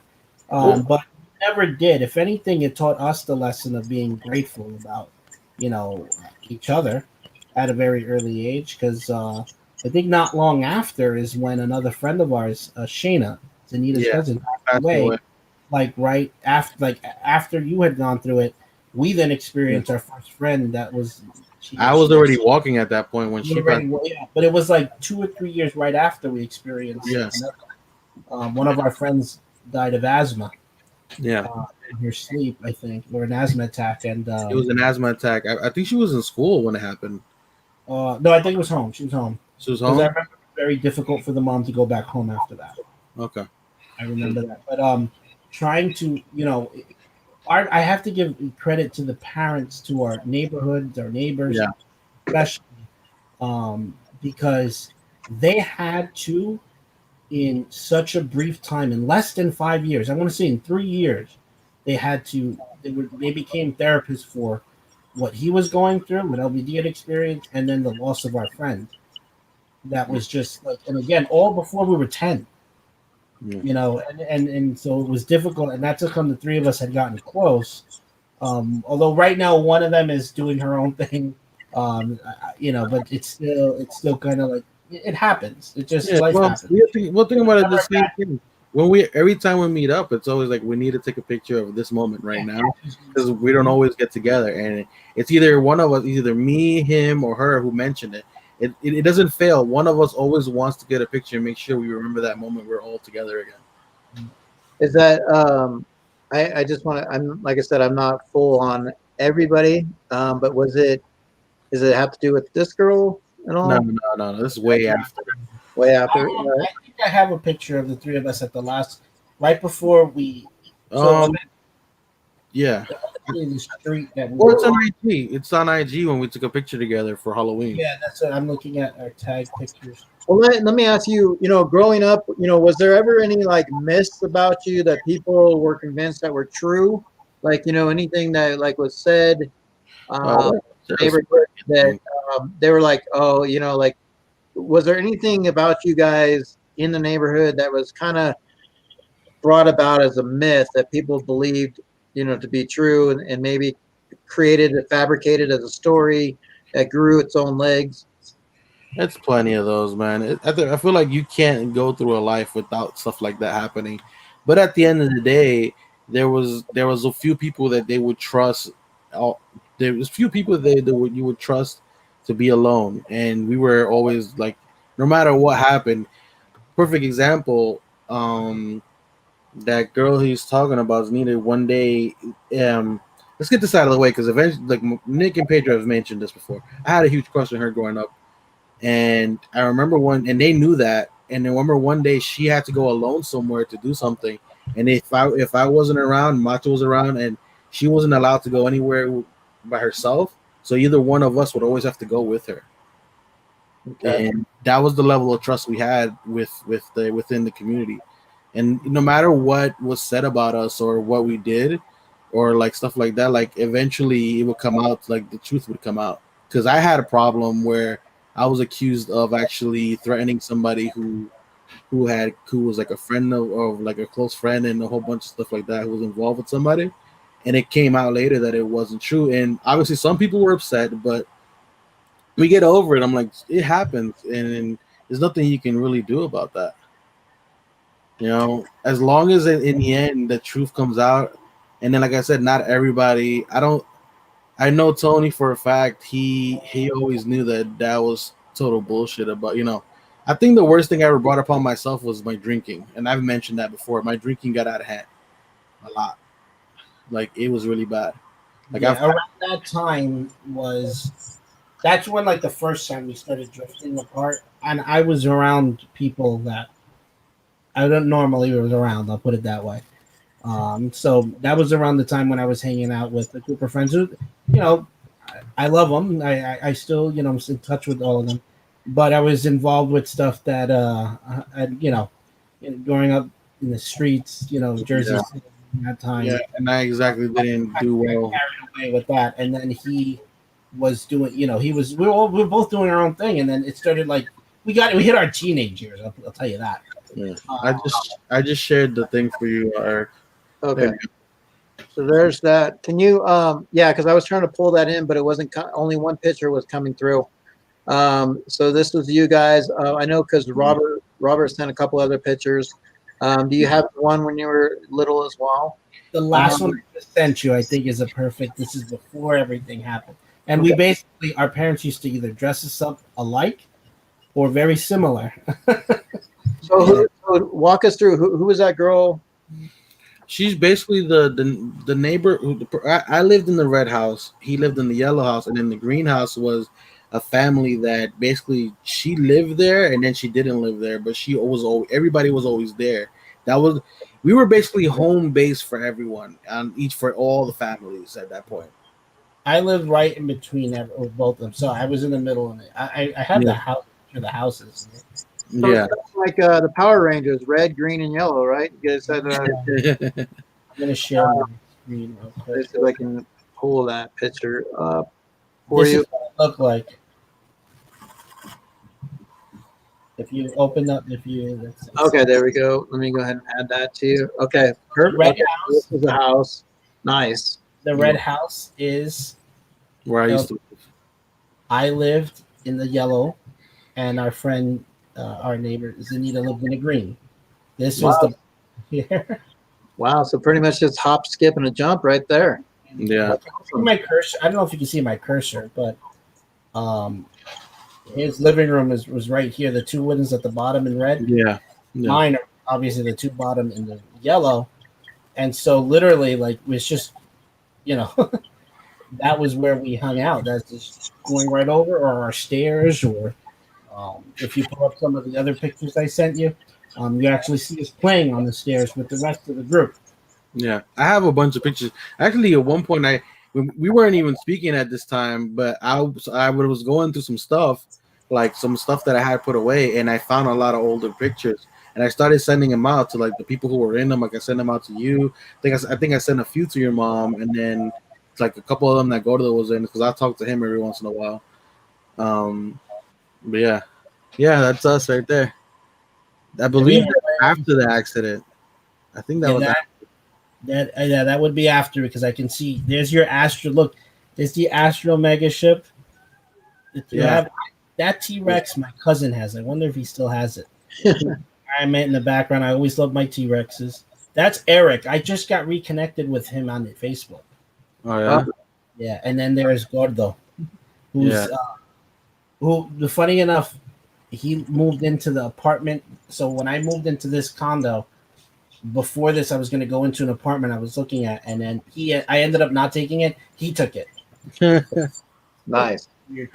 Well, was there a time that you said that you were connecting in and out, in and out? Was there a time when you guys had like a major argument with each other and like and did become resolved? How did you resolve it? Or have you guys always been a tight bunch? It wasn't. It was just more of it, like just he did disagreements. We had a few disagreements. I didn't agree with the people he was hanging out with. I'm like, because and I wasn't even somebody to talk because I wasn't exactly speaking to the best people either. Like I said, I've done a lot of stupid things that I don't, exactly I'm not exactly proud of, and he doesn't know much about that. Like I said, because at that time we weren't speaking. But I just, I felt like I could handle it better, and they always try to keep him away from the stuff, and he tried to stay out of it. But my problem was that you can't stay out of it because it always going to come back to you if you're involved with this. Yeah. Not And- only that, but at the time, I had gotten in a bit of a dark place. If you're, I'm pretty sure when we spoke the last time in one of the previous streams, the first time we kind of started going in two different directions was when I broke up with my ex, who had just moved into the neighborhood and lived literally right across the street from those houses. And he was still close with them, and I obviously there was that awkward I can't necessarily be around, and that's how I kind of got the group of friends that I started hanging out with at the time was like, well, let's get him out of the block because he's got to face this person every day, my ex. So Well, you were with them before that, though. but I was, but I'm saying after that, especially kind of like we got to get him out in his mind because I got into like a really bad depression after that. But I was little. I was 16-year-old. Didn't know what the hell I was doing. Like first time, crush, first. Yeah, no, I get it. Yeah, so it was one of those like. So I went with them, and that's where kind of like it. That was our first big like. He was stood around on the block, and I was doing other things. Did you guys ever date like each other's exes? Like, did you have a situation where someone was dating? No. We didn't. That was no. We did have this conversation before where he told me one thing and I told him like, yeah, same here. Like it happens. Like it wasn't dating, but it was enough where it was like, he kept it quiet for so long and then I just never mentioned it. And then it just so happened that it was kind of the same. And there was not even anything. It wasn't even serious. Like it's not serious, but it's funny to think that we both kept it quiet for so long, and it happened on both ends. So I was like, okay, cool, whatever. It was, that my ex and my ex's sister. So my ex sister, he liked one sister. Yeah. I liked one sister. Yeah. And then, long story short, it was just after the whole like going through what we were going through. I tapped the sister, the opposite sister, and he did like it once, and that was it. Yeah. It wasn't even like anything. What about like obviously being friends and being close? I mean, you kind of goop around with each other. Did you guys have your moments where like you tried to embarrass each other, and were you successful? Did you have a story where maybe you're like, okay, I'm getting Macho back, I'm going to embarrass him, or was there something that? Well, I'm not gonna bring up the story, but I just kind of did that the other day because he came at me and I just went right back at him. So my story died down. His is kind of still lingering around there. Some people still give him shit about it. Yeah. This is one of like it's funny because I don't know. We live in a world today where like anything from their past gets brought up, but there was nothing that we did that was anything like criminal. Yeah. Nothing. Like, it was just stupid teenager like. I literally like something out of the cliche of a Romeo and Juliet. Like the only way I could talk to my ex was she had to go on her balcony, and I could talk to her from my friends from this backyard. It was literally like something out of Romeo and Juliet, and all like the friends in the middle. Like I caught in between the the crossfire. This is basically it, and it's funny because and the time that we weren't speaking as much, I would barely be home, and and they moved, and sometimes I would be staying in their house. I wouldn't even come home. I would just be there, and I would come home like after like 5 o'clock in the morning. That's when they were in Bayonne. Yeah, when they were in Bayonne, I was staying over there. When we really lost touch with everyone. And then when when did you move from the block? I don't remember the year. I moved I moved my sophomore year, so I would say 2015 or 16, 15 or 16. I think. 15. I'm sorry. 05, or maybe 05, 04, somewhere around there. Sorry about that. It would have been around Revenge of the Sith. I remember because we were going to go see. That's what I was like. I really want to see the movie. And it's funny because I still spend time in Jersey City. Like I was always in Jersey City, and then I would only come around sometimes, and then I would be up by Neptune, and I'll be in Greenville, and then after I was done hanging out in Greenville and in Pavonia, Like I'll be hanging out there to that part of Jersey City, and then right after that, in the middle of the night, I just wouldn't come home or I wouldn't go back to where I was at. I would stay with them because they were closer. So half the time I was staying there. And Mary, she didn't give a shit. She would open the door for me at 3 o'clock in the morning. It wasn't a big deal. What is your okay? So being that we've heard a little bit of your stories, what I want to hear from you guys.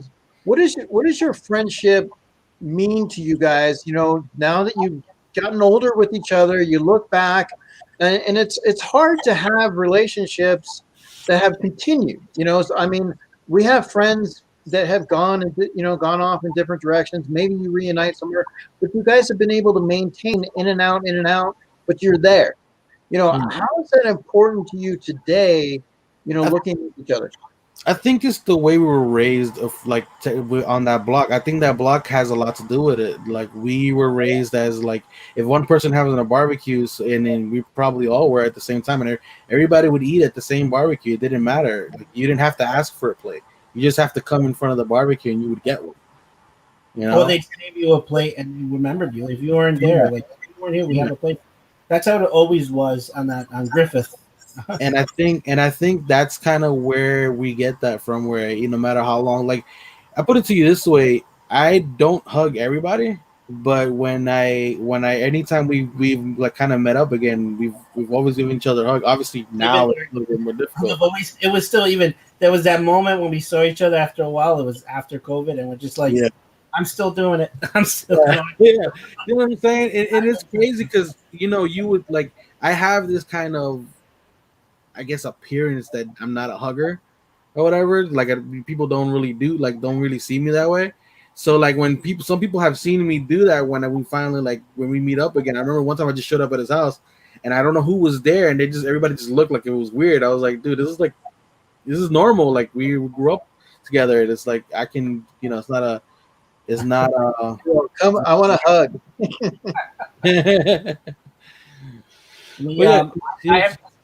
I'm sorry. Go ahead. No, go ahead. I'm pretty. I tell you what.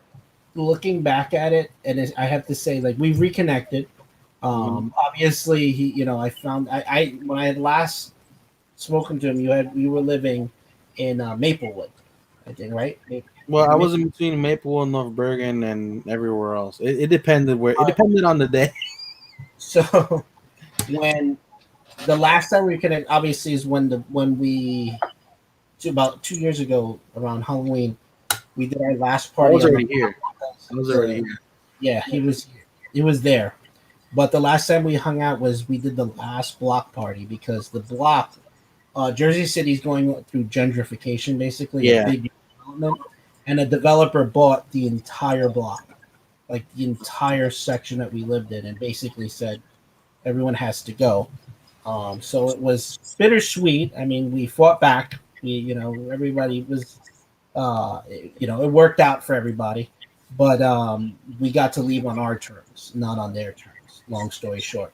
Yeah. So what we told them was we were throwing a major party at the end, and lo and behold, on Halloween of was it 2018? Already now 18, 19, yeah, because I'm here 2 years. It was 18. It had to be 18. We threw that big party. Party from 6 o'clock to 6:30 in the morning. At that point, when LBD moved out, our neighbor who was in the greenhouse, his sister moved into LBD's right after. So I was in between the two same families. So we did at about a month before we did the party. They vacated LBD's house, so it was being demolished already from the inside out. It's kind of like the Goonies, a little bit. Pretty much, But by the end of it, it almost became this. And LBD, you probably wouldn't know this part, but for me, it was like we were the longest family there on the block. So I was also the one I had to get the lawyer to fight the developer. Like I was in the middle of this, of learning things that I would never thought I would be into with legal jargon and fighting back, with developer not just kicking you out after we had been there almost at that point. I was there 29 years going on 30 years, as most people were there. And so when they got the first family out, we can hear them demolishing, and almost every day you would hear like the banging, the demolition, and it was just like this. I don't know. There was just something, these moments that I just recall, just thinking of like, my God, like this is it. Like after all these years, we're leaving. Like I just kept thinking of like the when I used to hear, um, LBD laughing and his family laughing next door because of the good times and the parties, and now I'm hearing this demolition going They're on. basically It was just just weird. destroying. They're just It was like destroying. destroying our memory. Like I remember, I was in a tough spot there too because of emotionally, but I knew that we were there, and I said I'm not leaving until the last second that I have to leave this house. But we decided we're gonna have a party. We did the big party. We had over, I want to say, about 250 to in the Yeah, area. that was the count. I remember the last, like at the end of the day, it was like about It 250 plus people. Yeah. was basically everyone from throughout the years have come back to say their goodbyes, and basically it became one party. It was in the greenhouse and my house, the yellow house, that just merged together, and we made it a Halloween party, and we celebrated my birthday early too. But Yeah, that was the celebrated last. both birthdays. Yeah, we Uh, celebrate. Yeah, sure. What, Yeah, we what, just decided let's just go out with a bang, and then that Friday, I think that was on a Friday Halloween or Saturday, and then we were out and out of there by Wednesday on the. well, I sure over the years you guys have had some good conversations, deep conversations, support. What would you say has turned out to be the best advice that you gave each other? hmm, I think best advice. that's a good question. Yeah. You know what? That's I you know, don't think you know what, and I don't know if this sounds weird or not. He and I have at least had a relationship where we just, as weird as it sounds, we just understood each other. If there's anything I've got off of his story was just never to give up and never let someone tell you what your limitations are, because I witnessed him go beyond what people would have ever expected him to go, and I was influenced by him, as I'm sure I know he's told me he's told me a lot of stories, and I remember him not wanting to move, and fighting his mom to move because he wanted to stay, because he didn't want to leave me, like his best friend, at the time. So there was a lot of stuff, LBD, you may not know, but that I was influenced by your drive, and just knowing. I just like, someone long enough, and call me weird in the chat or think what you want, but I just understood. Like I honestly, it's not necessarily that I had to say an advice or him give me. He could look at me and I could look at him, and we could understand each other in certain ways. yeah. If that makes any sense, I don't know if you get that, but like I know if something's wrong, and there's something fishy going on, and it's going to affect him, as I've like learned about when I started coming into this community.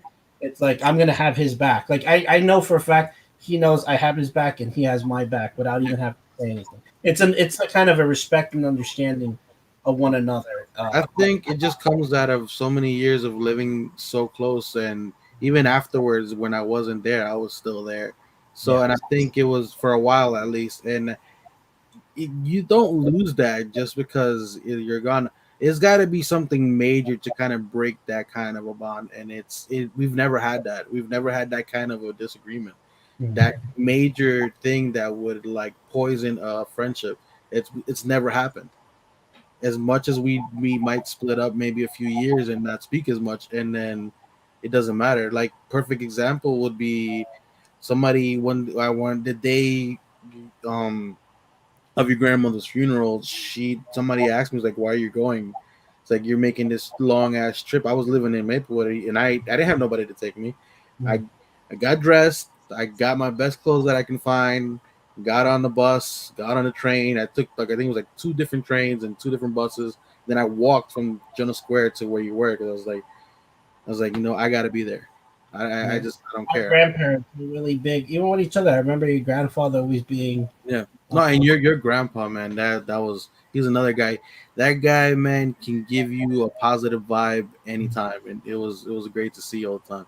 And I But, used to love with LBD's grandfather used to be outside with the, what was it, the foot massage and the foot soaker.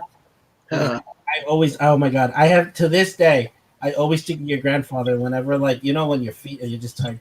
he used to just soak his feet in that little massage like machine that he had, and it's like, oh my god, what are we going to have one of those things right now? But I've had one in the past, but it broke. But I always thought of him when I thought of, because and then just him just giving us advice and talking to us, and So he kind of helped you see the light, right?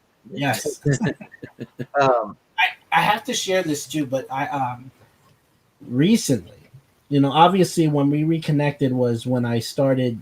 I flat out asked him like, "Hey, what is this like world that you're into?" Like and again at the beginning of it, I noticed a big surge in people online and talking online, and this was also like therapy in a way because of being isolated so long. Because I live alone with I just have a cat, a dog, and then a cat, dog, bird, and the dummies. So now you know why I'm a little wacky. But anyway, being able to reconnect this way, exactly, perfect. But being able to reconnect this way felt like, oh my god, we're getting each other through this. Because what I've noticed that if there's anything, I mean, look behind me, everything behind me minus these two, minus the gauntlets, I bought during the pandemic, and I felt like if anything, my childhood was brought up. Like I got very nostalgic, and I was thinking a lot, and I want to start collecting things I remember from my past, and then reconnect with people from the past. And then I want to say that the cherry on top, not to sound corny, but the cherry on top was the last episode of The Mandalorian. I got so emotional. Yeah. I thank God. It just so happens that he was on. He was on when I watched it at exactly 3 o'clock when they released it. I did too. That's the weird part. I started watching around the same exact But time. I was like, Wasn't break, and I was like, I looked on Instagram to message him, and then I was like, oh my god, he's up. And I was like, did you just finish watching? He's like, I just finished. And I have to say that I was one of those. I know there's been a big like emotional reactions online. I had a really emotional reaction, not necessarily because of just it being an emotional episode, but that scene brought me back to being that 7-year-old when we see Luke Skywalker. I was brought back to the 7-year-old I was sitting next to him while he was recovering from his accident, and us just having a good moment together from my childhood. When things were cool, like just I just had that moment brought to me, and that's what made it emotional. And the fact that he was up watching it at the same time, I had to. I said, I don't care what you're doing. I am FaceTiming you right now. So we went through Instagram, and I was like, I just thought of us. Like that was our childhood. That's what I was. I wept because of that. I wept because it wasn't not just the emotional impact of the episode, but just that for that moment, I got to feel what it felt like when I was 7 years old with my best friend on a couch in our old neighborhood, when no worries, but oh my god, Luke Skywalker is Darth Vader's son. Like that was our thing. That's I'm telling you, this comes from a childhood where we used to play out in the streets. When he started walking, he had Luke Skywalker's lightsaber. I had Darth Vader's lightsaber. Then eventually I got Count Dooku's and Darth Maul's. And I used to bring out a little boombox with the soundtrack to Star Wars, play it, the Duel of Fates, and we used to just duel out in the streets in front of everyone. Well, there's rumors that you guys are going to be in episode 3. I know they've already worked on the promos. We have a little sneak peek for you guys in the chat. This is going to be in season 3 right here. They are in the Mandalorian. We see what the series may behold with these guys. We may get a little bit of a scoop down the road with them. But they've also, had kind of that bad boy image at times, I would say too. So definitely the bad boys, what's popping. We've had that experience with them. So I wanted to make sure that you guys got that. Definitely, like I said, I label them. I wish I was at school again. As kind of the bad guys, but they're also going to be, like I said, in the Mandalorian. So keep your guys open for that. Let me ask you, LBD. What's up? What is 3 principles that you would like to pass? Now, for those that don't know, I mean, because some might not, LBD is a father. and he has a daughter. And what's your daughter's name? Leah, And how old is she? she's 5, She's 5 years old. soon to be Uh, 6, soon to be 6. soon to be 6. And now you're a single father, correct? Yes, yeah. So, LBD, what is 3 principles that you would like to pass along to Leah? I'll be honest with you. I think anything that my grandfather on my dad's side passed on to me, just in a nutshell, any of that specifically is one of the is basically everything I would have wanted. Anything, because everything that I got from him, I've lived my life pretty much like a creed to it. Like even when it comes to my family, it's I want her to have the same thing that we had as children. You know, that closeness. But she has neighbors like same way me and him are.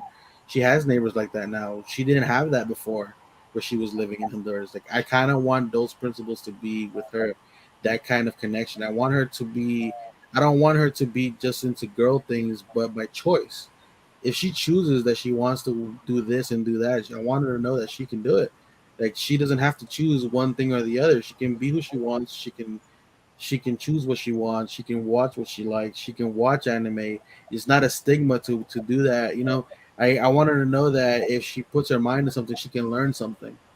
Those So are you're basic. putting more utensils in her kitchen. You're giving her an opportunity to expand, broaden her horizon a little bit, and not be Yeah. pigeonholed into just one thing. Because I love my mother to death. Like you know, my mom is an amazing person. Even though we can butt heads for the most part because we're too alike. Um, but she has this thing where she tries to kind of like say, "Is like, oh, you know, this is this and this is whatever. This is girls' things." I was like, don't tell her that because she can do whatever she wants. Like obviously she can't do whatever she wants, but she can do whatever she puts her mind to if she wants to do it. She wants to do this, she wants to do that. And like obviously her physical limitations will come into effect eventually, but it doesn't matter. It's her choice to do what she to go that route. And that's one of the main things I want. That's probably one of the things that I want to be different from me to her. I guess that would be the one thing that I kind of would want to change for me. Because when I grew up, one of the things that you couldn't feel bad about things. You couldn't be sad about things. It's a real thing growing up especially as a Hispanic male. Like, you had to be strong. You had to be, you had to be the head of the household. Like you have to be. My grandfather was the head of the family, and once he passed away, a lot of people split.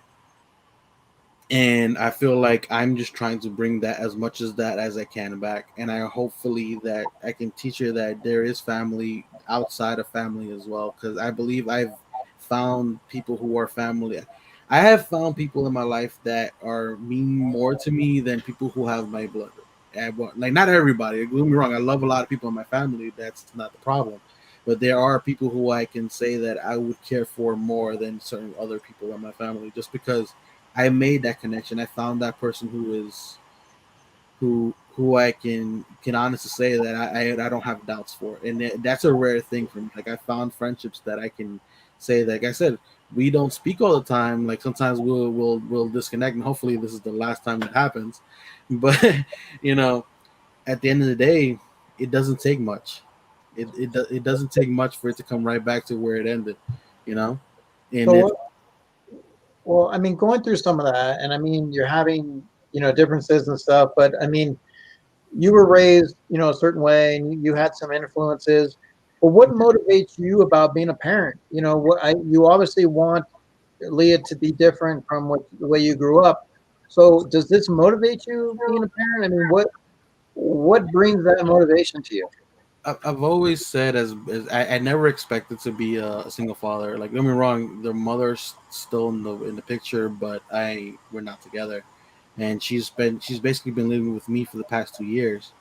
So yeah, I do most of it. Don't get me wrong, I get help family wise, yes, from my mother and a couple other things when it comes to being with her, but it is basically me doing it all, like for the majority of everything, and it's one of those things that I've had to be accustomed to because my mother was one of those people. Like I said, I got raised by the neighborhood for the majority of my life because like growing up as a child because we is either my family or the neighborhood who was around. My mom worked like it was a workforce. She was always working in New York. She would come home late, so she'll come or she'll have to leave super early. So even when she came home, she didn't have that much time. So I want to dedicate as much time as I can, like, but at the same time, I want her to do her individual thing. I don't want her to. I just feel like there's things that I do love about. I want to give her everything positive about my life, and prepare her for all the negative that I've experienced as well. That's kind of where my goal is, and there's not a specific way of doing that. So I'm doing my best, and honestly, I it's crazy to think that I've been complimented by so many people for certain things. I don't want to. I'm not gonna say what specific things I've been complimented about because I don't, that I don't think that's something you need to really brag about.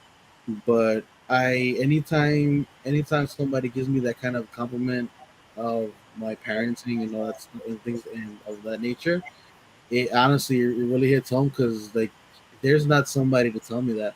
I had the argument. We're good now, but one of the reasons as parents that me because obviously I've been separated from her mother since she was one, since Leo was one, and but we were always kind of she would go back and forth for an event like after she started coming here, but the one day that it really hit me home when it hurt was she told me, was like, you're not doing a good job, you're a bad father. And the fact that she had the audacity to tell me that, I lost my shit. Like I lost it, and I was like, okay, I'm a bad father. Okay, you're cut off. I'm done. I'm not doing that. I was bending over backward for a person who didn't appreciate anything I did for them. I had no reason to keep paying for a home that was over there. I had no reason to be paying for your food. I had no reason to be paying for anything that I sent to help you actually live. You weren't doing anything with your life, and I'm like bending over backwards, and I can't enjoy life. I can't enjoy my own life because I'm taking care of people over there, and and obviously, I would never, I will never regret taking care of my own daughter, of course, but I'm taking care of two people over there that are not my responsibility, and I no longer do that. Don't be wrong, I still care for my kid's older sister. She's not my daughter, but I basically raised her. But I can't sacrifice my own life and Leah's livelihood just because her mom doesn't want to get off her ass.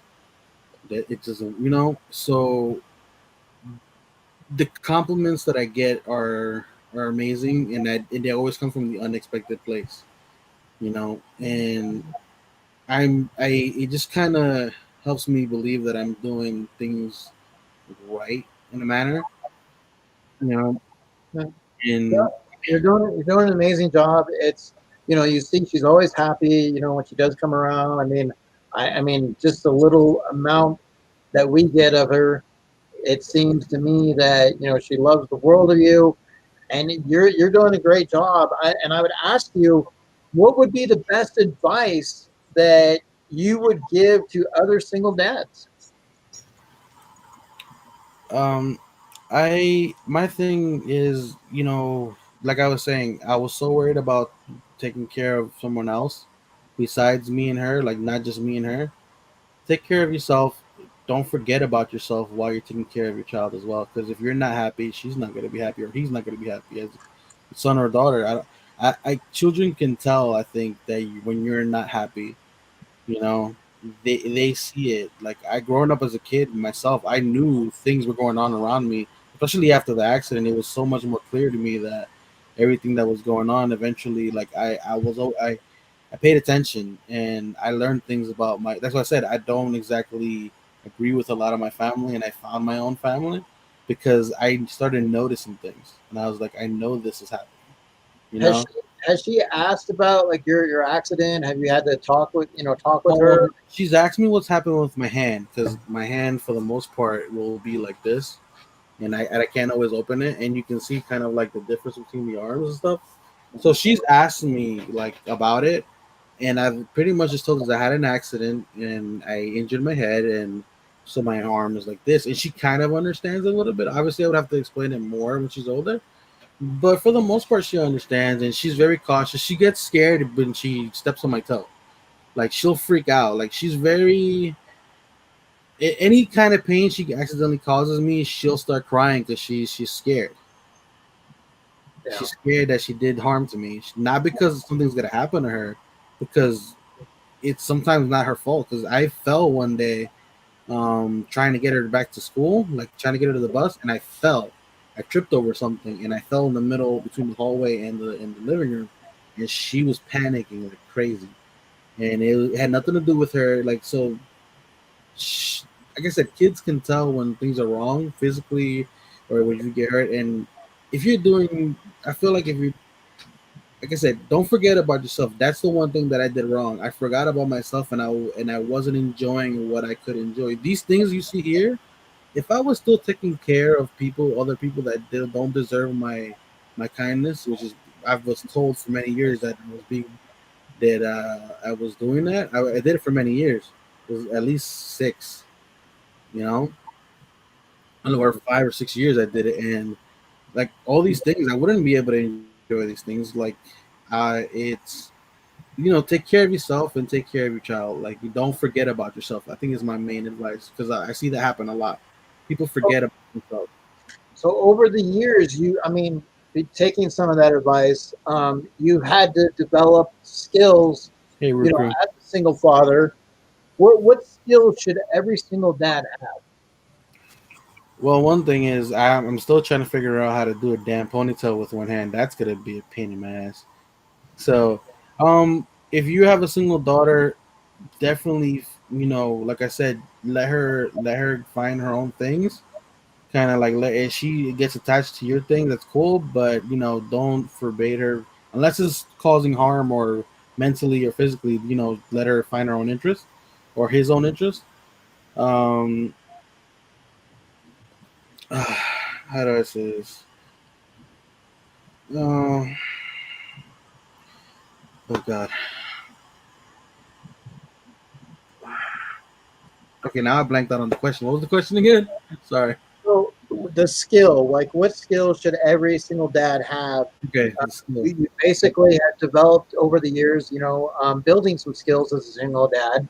What do you think is important, for that you've learned that is important as a skill to have? I feel like finding the balance between stern and kind. Stern and kind. I feel like that's a real challenge as a father because especially as a single father. If you're, it's a lot easier when there's two people and one is more stern and one's a little plays a little bit looser. As a single father, I feel like finding the balance between having fun and being strict with certain things. It's a definitely a juggling act. It's hard. Like you see she's always happy and all that stuff, but like there's times where she's not happy with me because I have to be the disciplinary. I have to be the person who tells you no, you can't do this. So finding the balance between that, I believe, is definitely a major skill, and finding the tone to use where you're not degrading a child, like making them feel so bad about themselves. You have to find the words in the way of speaking as well, because there's a way of speaking where you can get your point across, and they know you're serious. And I feel like that's a big skill, like that a lot of people don't have, because they'll go from one extreme to the other. Either you're too nice about it, or you're too extreme about it, and I feel like you kind of have to find that balance. Yeah, balance is really important. What would you say so far has been your proudest moment as a father? My proudest moment is there's so many, to be honest. Like it's hard to choose one, but I can tell you my one of my first moments that I can say I was so proud of obviously after the fact that she was born, right? After seeing her being born, the first moment I can tell you for a fact that I was so proud was her mother was trying to get her to crawl forward because she had this habit of crawling backwards all the time, and we Yeah, couldn't get her to crawl forward for some reason. It was so weird. So what I did was, because like I kept telling her that her mom, me and like I said, me and her mom at the time were still together, and she would fight me on pretty much anything that I would try to give advice on. Um, I was like, you should do it this way. Like I think it'll work better. And I mean, like, and I'm saying these things because there's problems that we had, but I'm wrong. She is a great mother. That's not a problem. Like I obviously like we have our conflicts and stuff like that, and we're good now. Like we have kind of a balance in between parenting now. It's not as bad as it was, but at the time we couldn't agree with those things, and I took her into the room. I put her on the bed, and I did what I thought was supposed to be what I thought would work to kind of like get her to start moving forward and get to a specific goal. And it's just watching her kind of like I feel like she was understanding what I wanted her to do, and I feel like that was like we had that connection at that moment where she started doing it, and I think that was my first moment where I was so proud to actually have helped her accomplish a goal. You know, I can't just go down a whole list of like things that I'm proud of, but cause I will be here all day. But that's why I went with the first thing that I can remember that I was really proud to kind of accomplish together with her. You know. That's good. I mean, I like to see that.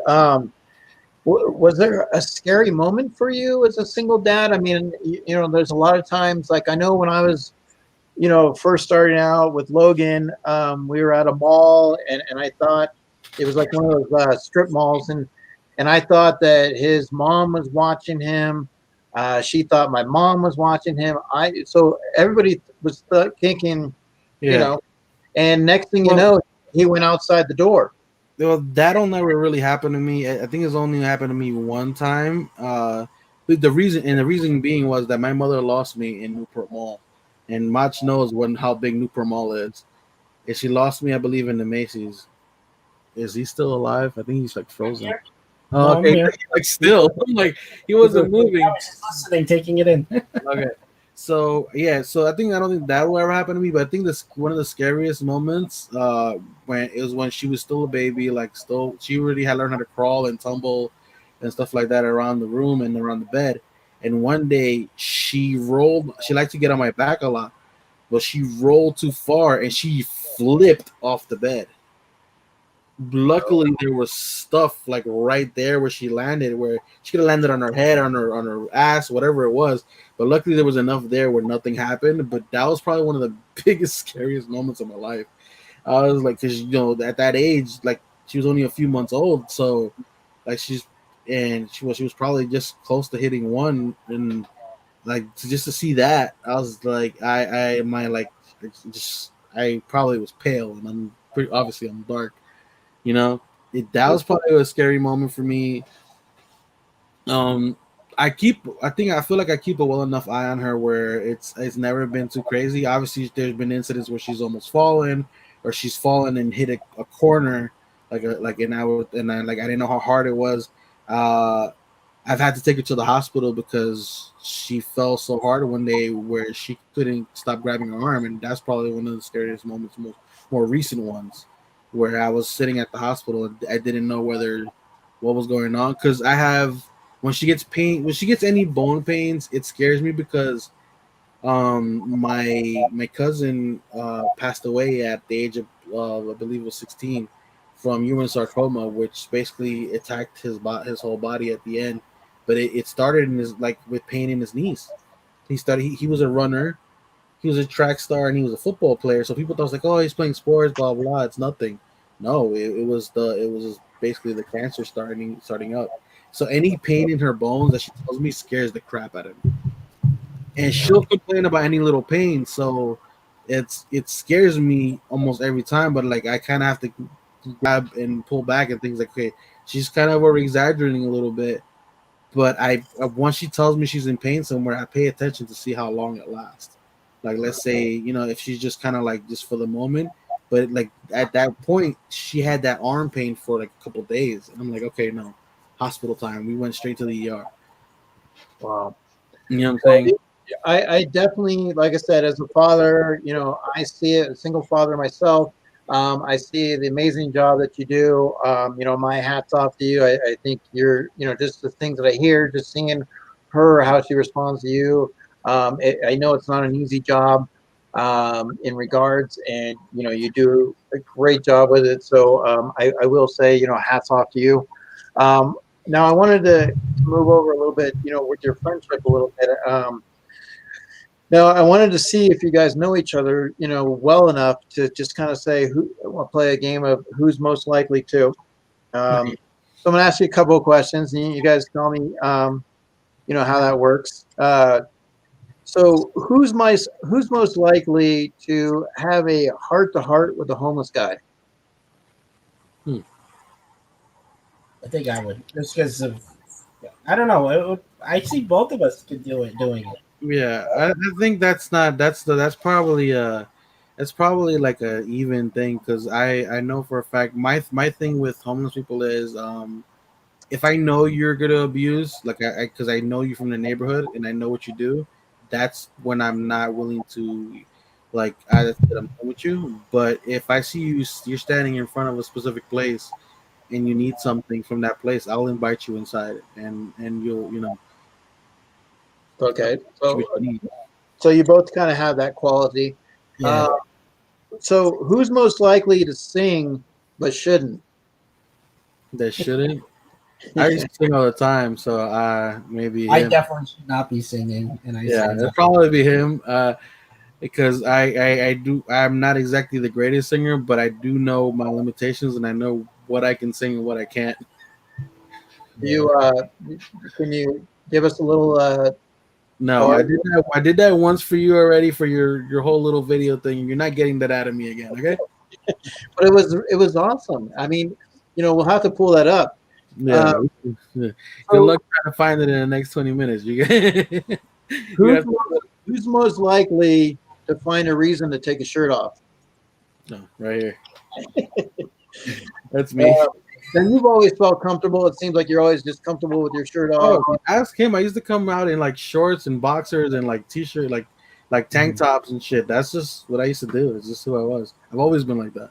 I used to come outside with no shoes, and in front of my house. I don't know if you remember much. There was The some of the concrete, like some of the the tiles. They were like tiles. no, but not only that, but they also like out off of the steps. There was a part of the sidewalk that had like little rocks in it and shit. Oh yes, yes. And I would still freaking be out there with no shoes sometimes.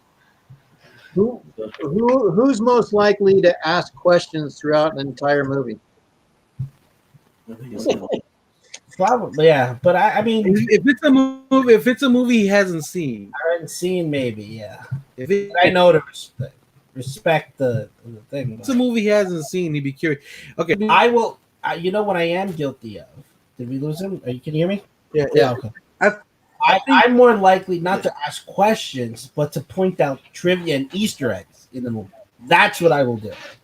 I will definitely be like, "Oh my god, you see that in the background? That's a callback to like the first studio that they worked in Pixar." Like that definitely would be me. hold on, it's cutting in and out. Hold on, give me a second. On you or me? Can you hear me, well, Rick? Yeah, I Yeah. can hear you. Yeah, he's in and out. Okay. But no, I'm more likely to talk if I am to talk to them. It's most likely to point things out. Like that's what I'll do to the person next to me. Like you see that in the background. That's a callback to this. Or, Okay, I'm gonna. I got. Okay, I'm gonna. I'm back. I'm back. I'm back. You're back. Yeah, I'm back. There we go. Okay. I'm gonna test your guys' knowledge again, one more time. So I want to run by something for you guys real quick. So we're gonna test your knowledge.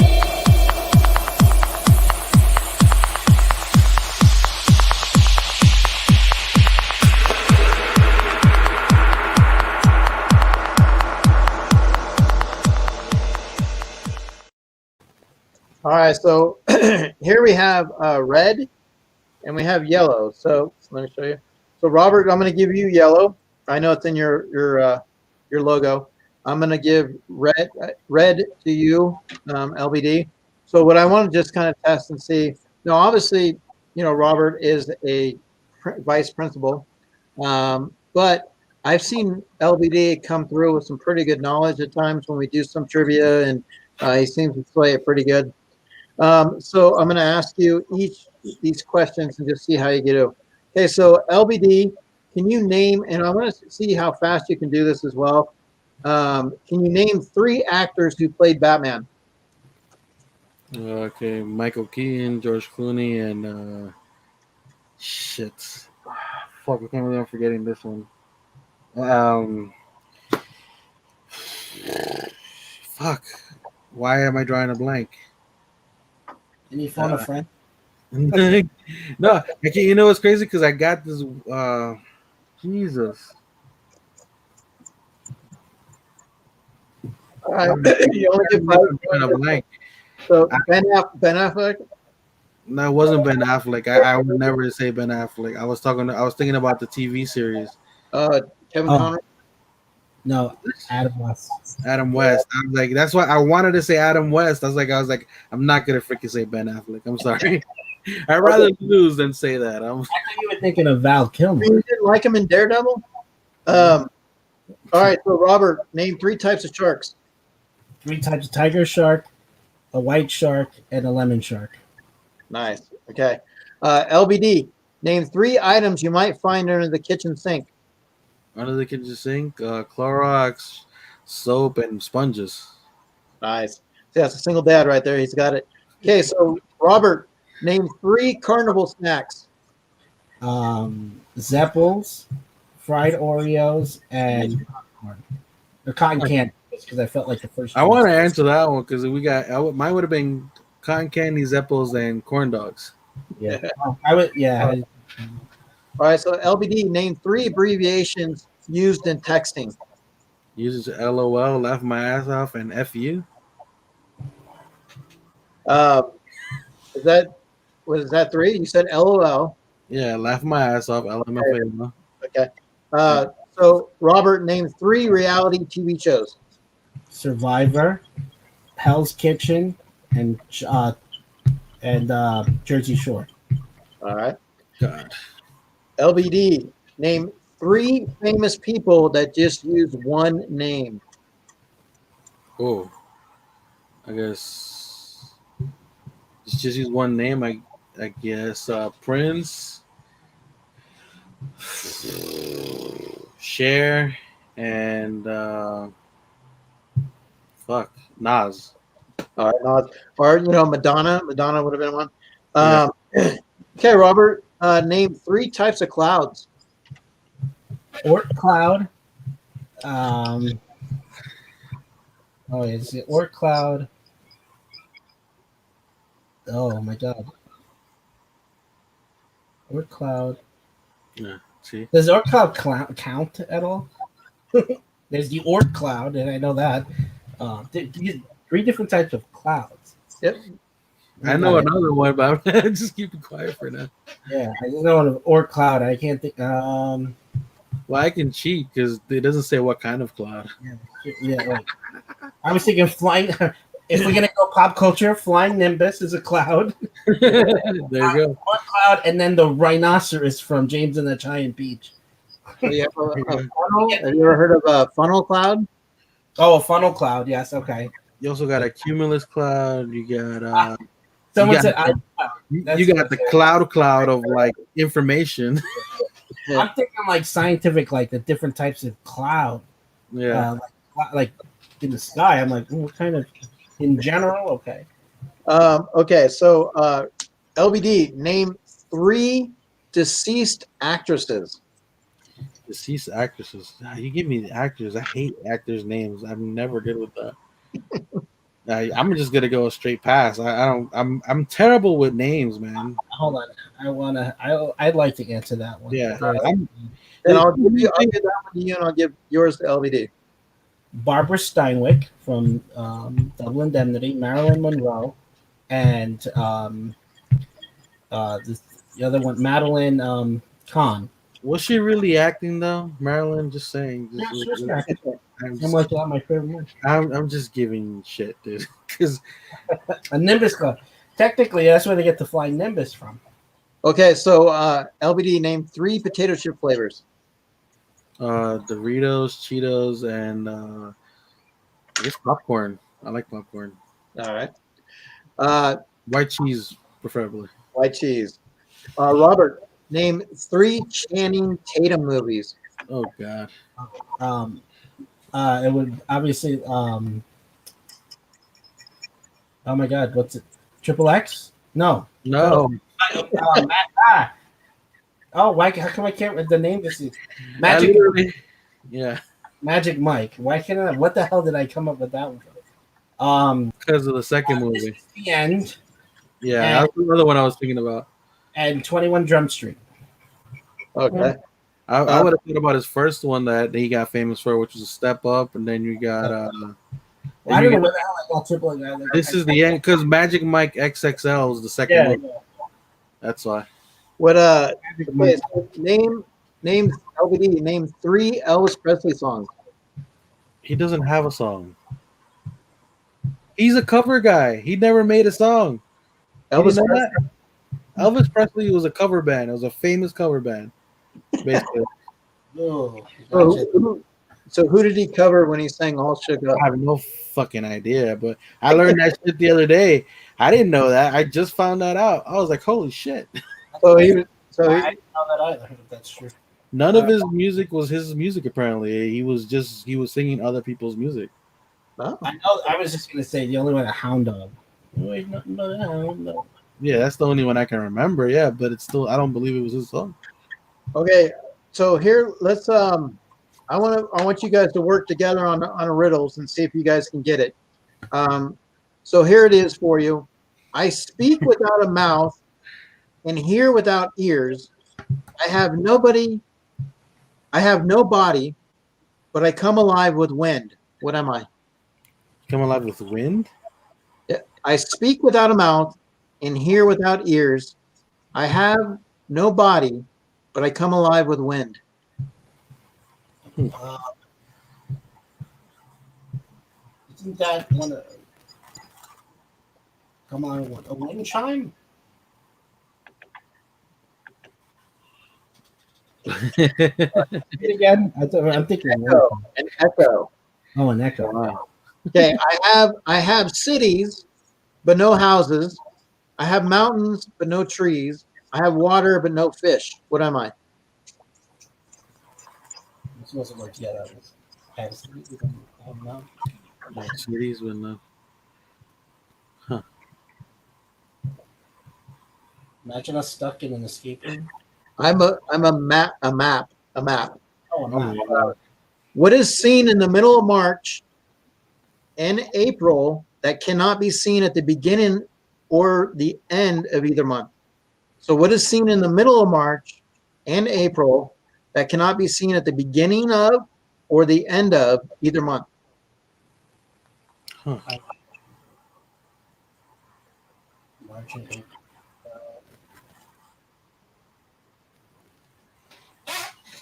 It's seen in the middle.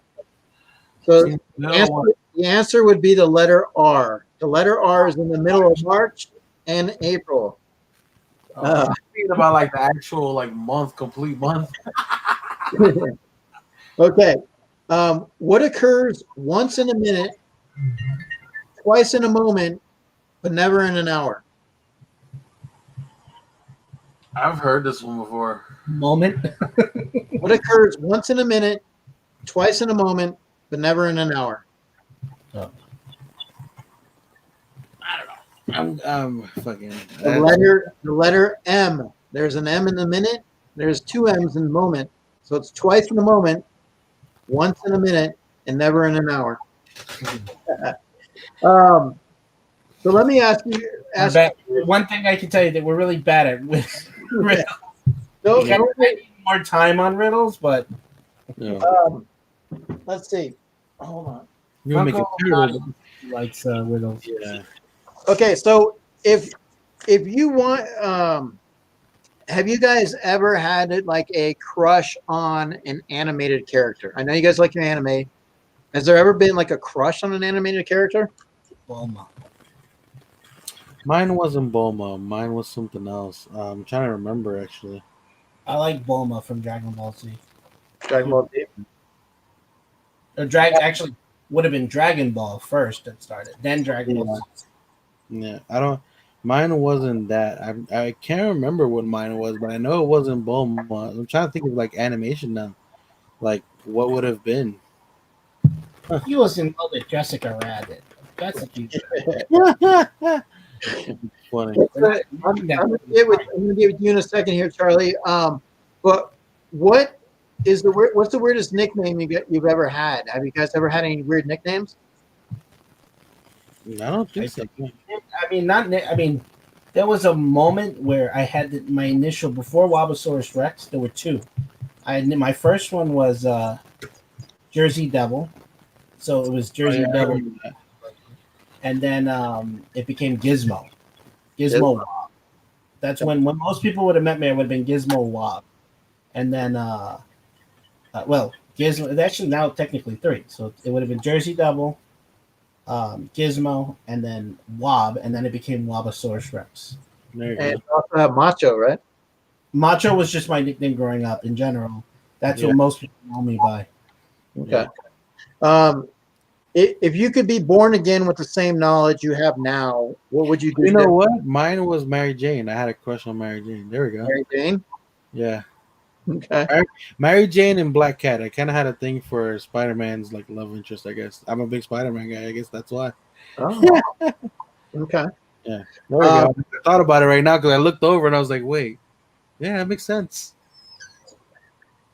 So if you could be born again with the same knowledge you have now, what would you do differently? Not get in the car. I would have invested.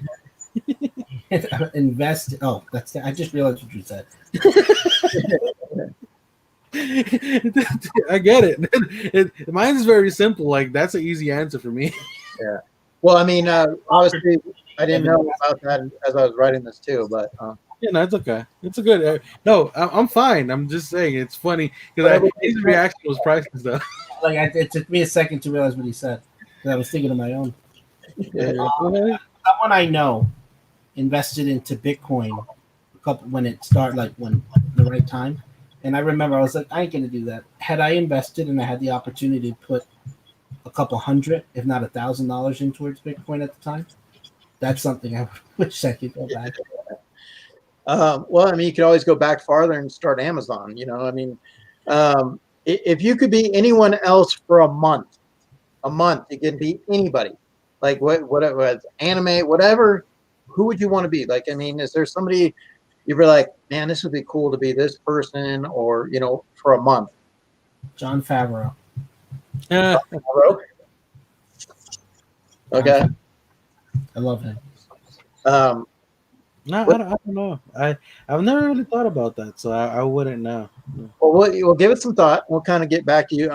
So Robert, now you seem to come across as no dummy, but yet you hang out with quite a few of them. So take us back to the day you got your refund check, made a purchase. Why did you buy Charlie? What drew you into the world of ventriloquism? And what is most challenging about it? And what is most rewarding? By the way, before he answers, I just want to correct Mr. Tori over here. The Cloud Girl, which isn't a girl, is from Naruto. Okay? There's no Cloud Girl in MHA. Just clarifying that. So, to answer your question, in 2007, that would have been my sophomore year of college. Yep, there you go. In fact, when I was little, I was always interested in like I love the Muppets. I loved Fraggle Rock. I loved Twilight Zone, and I remember being creeped out by these episodes you're bringing up.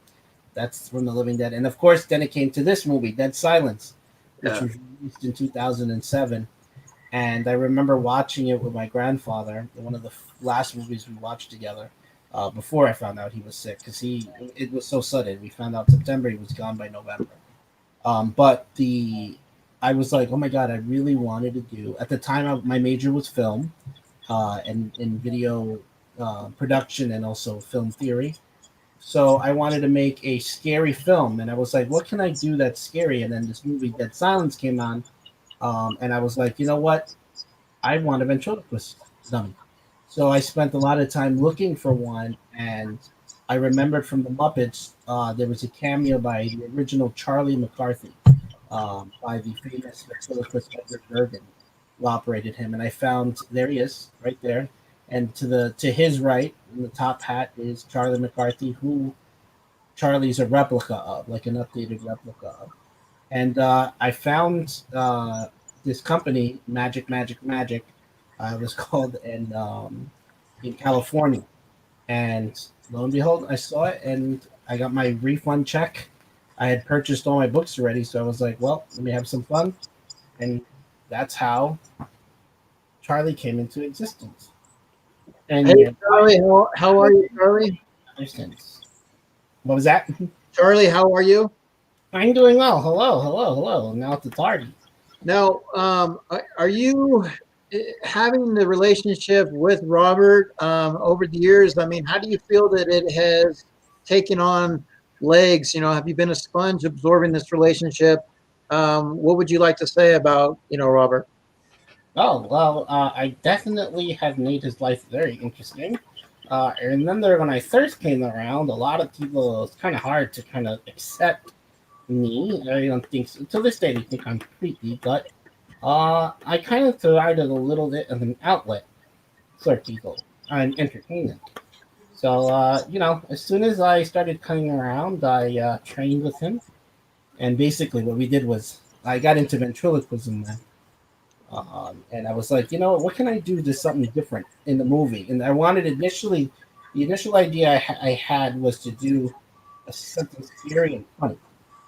And I was like, well, two separate things: something scary, some like a Chucky type horror film, and Mhm.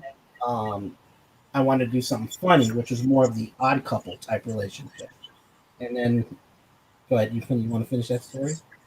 So we had a professor in college, and we did a video together. We did a funny version of that we had on tape, and we got a lot of feminists very upset. I remember a lot of the feminists at our school got upset because of the storyline we had. It was supposed to be it was an odd couple relationship, but it was like two friends, and the human me was in a relationship with a wife that he didn't like. And I remember the storyline was such that he kept insulting her, and for some reason, people were like, "Oh my God, you're calling the girl a B word and all that." And I was like, "That was like just a story," but it was funny, and it took off. Like we filmed it, and I have it on tape. It's called The Naughty Pine Partner, because he's made out of pine wood. So it was like, how do we do something? So it was again like the odd couple relationship. It was around the time that video was going around of Two Girls, One Cup, and it was supposed to be him. Like it was just Charlie's personality was he was a wise ass, and he would do anything to kind of to cause trouble. But in the end, he was really close with my character in it, and he didn't want to see him getting taken advantage about this new wife that was taking advantage of him. So that was the premise behind the first thing. And then ever since it kind of took off. I got into ventriloquism. I ordered. It was it's the May. It's called the Maher ventriloquist course that you can take. And at the time, I started taking the courses to get certified, and it took a while. So you have to be certified to be a ventriloquist? You have to be certified in that to do ventriloquism.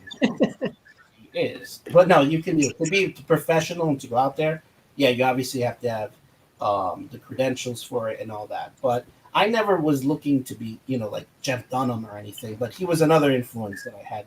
That on me. It was Jeff Dunham's stand up, and to do something funny. And LBD will tell you, I was always very different. I'm very imaginative, very creative. Oh yeah, Yeah, so I like to be it's very all different. storytelling, different. I So would like to know real quick, LBD, real quick, what was your first thought when he came into, like saying, look, I picked up Charlie. Like, I mean, your first encounter with Charlie, did you like macho? Like, what are you doing? Like, I mean, what was your thought about that? Like, My when thing he, was that shit is creepy as fuck. Basically, and then not only that, eventually it had a chair, it had this, yeah, his chat's still here. It's right yeah. there. It got to the point where it was like it got weird. now, Robert, what has been challenging as a ventriloquist for you? You seem to enjoy it. You have three different ones. If I'm not mistaken, we have Pagliacci, we have Charlie, and we have Eric. Now, Eric. and you thought about possibly maybe changing some styles up with your ventriloquism and the appearances of the dolls. Now, what has been challenges for you, throughout? I think most of the challenges, like getting a lot of people see this and they're like weirded out. But it's like, but they'll laugh at Jeff Dunham and all that, and then it's been kind of and the main adjustment is just getting people to understand that this is like the shtick. It's supposed to be like two different characters. Obviously, the whole ventriloquist thing is the yin to the yang. The what is it? The Felix and Oscar, like in the Odd Couple, is supposed to be that, different personalities with the, it's more of what the conflict in my own head is, because I am the person creating these characters of Charlie and Eric and Pagliacci. Initially, it started out actually with this T-Rex. I had this before Charlie. I used to call him the nosy Tyrannosaurus. And I used to film movies with him eating my Star Wars characters. In fact, the hole is still in. I cut out a hole in here. I made stop motion animation with with this, and I that's how it initially started. And then when I got Charlie, I was like, there's potential here at doing something different. I looked at the relationship between Jeff Dunham that he had with his character Walter, Pepper, the jalapeno on the stick, Ahmed the Dead Terrorist, but mostly in particular his Peanut character, the one that's like a Muppet. That one is the relationship I kind of based Charlie's personality off of, and it's on ever since. No, Did you ever pick so, I mean, where do you come up with the voices where you think, okay, like obviously it fits for Charlie, but I mean, is that something that you had to take a lot of time with, you research, or where'd you pull the inspiration from the voices? Well, Charlie's I was just messing around with my voice, and I'm trying to think, what was when I first started doing his voice, it was more of a deep voice, and I realized it wasn't working. But in exaggerating, I can't remember the cartoon. I can hear the laugh. The he. There was a cartoon just from I can't remember where it was from. I think it was from Animaniacs. What was the character that would just run around going? Are you talking about the one in the red? I can't remember. Is he But he had like a lightning stripe in his hair? Oh, what was it? No, not Wacko. No. God. I know the characters from. Well, obviously there was the first thing that they teach you about ventriloquism is the exaggeration that you have to have in their voices, and then it can't can't just be your voice, obviously, and it takes work. I'm not 100% good at it, but I knew that what can I do to exaggerate my voice that would be fitting with him. Obviously, yes, Peanut himself from it wasn't Freakazoid, was it? Oh wait, was it Freakazoid? It was Freakazoid. Yes, it was Freakazoid. There you go. Yeah, well, it's been a while. I'm glad. Yeah, Freakazoid, and you just hear, and so I just started messing with my voice, and I think it's a little bit of SpongeBob in there as well, in some sort of way, and then all of a sudden it just kind of exaggerate that, and then all of a sudden you get my voice. The trick is mostly in the pronunciation of anything that connects your lips. So if you say like a B, you have to pronounce it more like a V. So if I wanted to say boy, you see that my lips touch, and it's clearly, I mean, you're probably going to see my mouth moving anyway.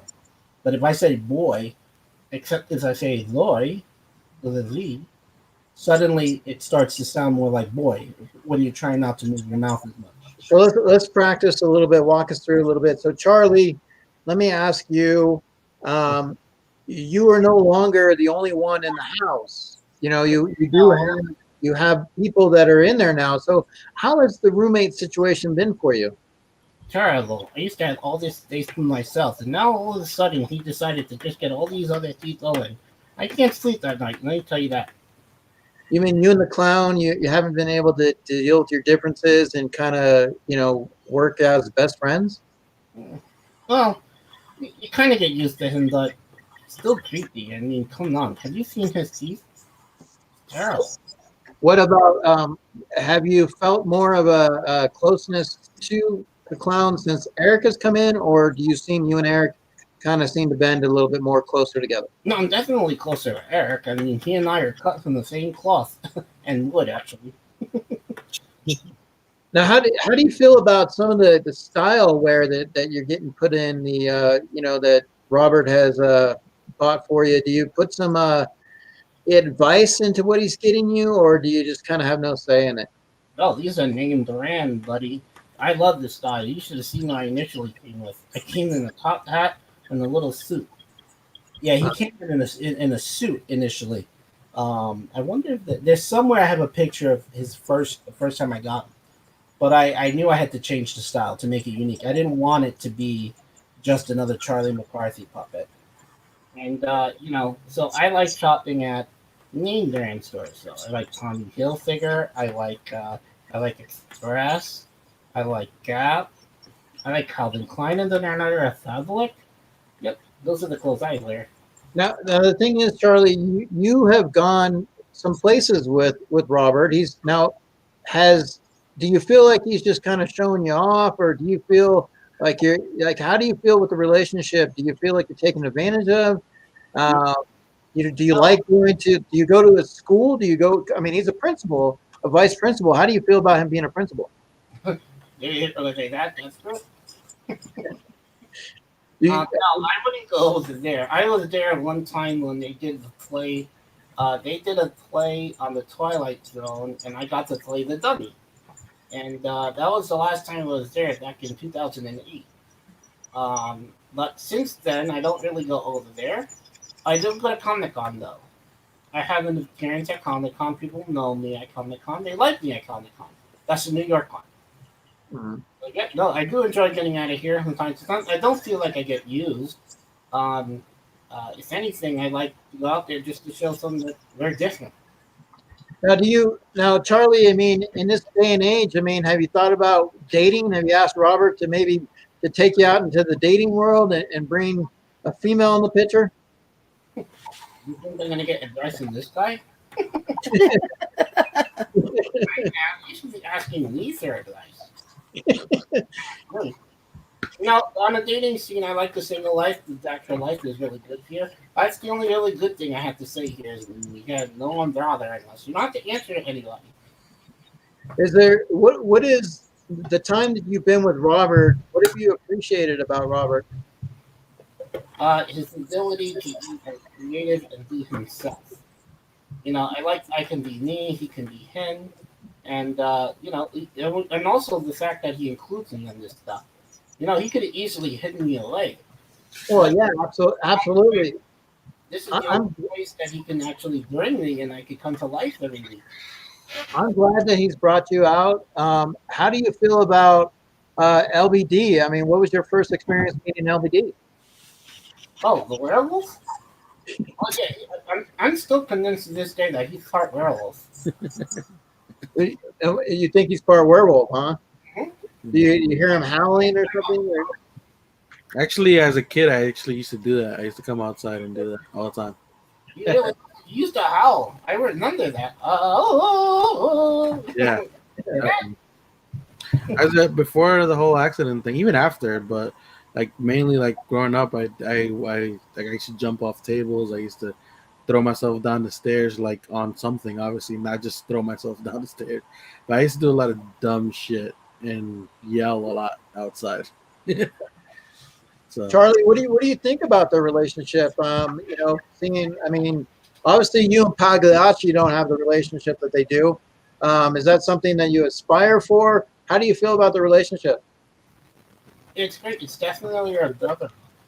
Again, the fact that you can be so far away from someone and after so long still just pick up the pieces where you left off and you just pick up where you left off and you move on. Like there's no bad blood between them. And I do appreciate and admire their friendship.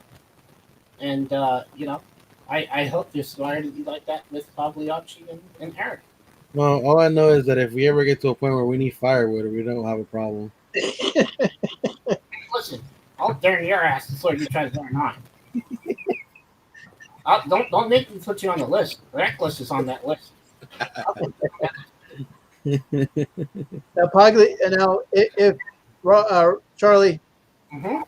if we could go the Pinocchio route and turn you into a real boy, would that be something you would enjoy having that, or do you like where you are right now?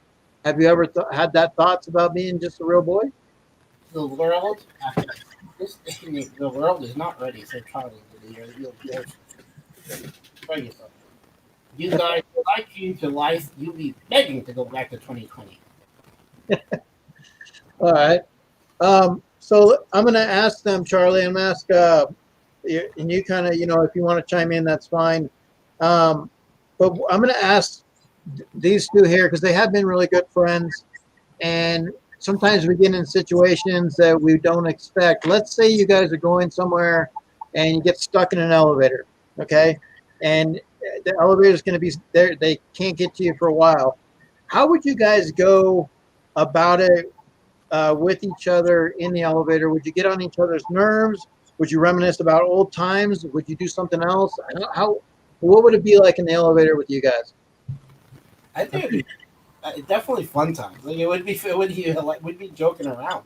Like Yeah, like we'd probably be making jokes on the expense of like, what the fuck? Yeah, obviously this was happening this has to be happening in Jersey of all places, especially somewhere. It's more than likely gonna happen somewhere in the light rail or some bullshit like that, or the fucking Newport Mall. I would hate the light rail one. Would be terrible to get stuck in. That's happened to me before. I've been stuck in there. I hate that one. So, I wouldn't want to be stuck.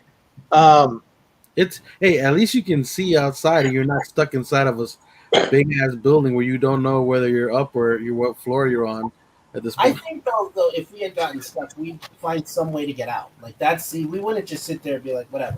We'd be like, we're getting out of here. We're getting out somewhere or another. Hey, okay. Let me ask you this: if you're like, and I want both of you to answer, and Robert, if you want to go first, that's fine. If your life was a movie, what would its title be?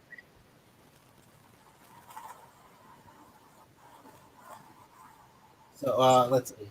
Life is a movie.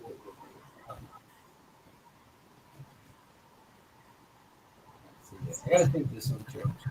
And yeah, like just you specifically, or just us in general. Just you, like it could be you, or I mean, if you want to put both of you guys, however you want to put that. I mean, it's both of you guys. It's fine.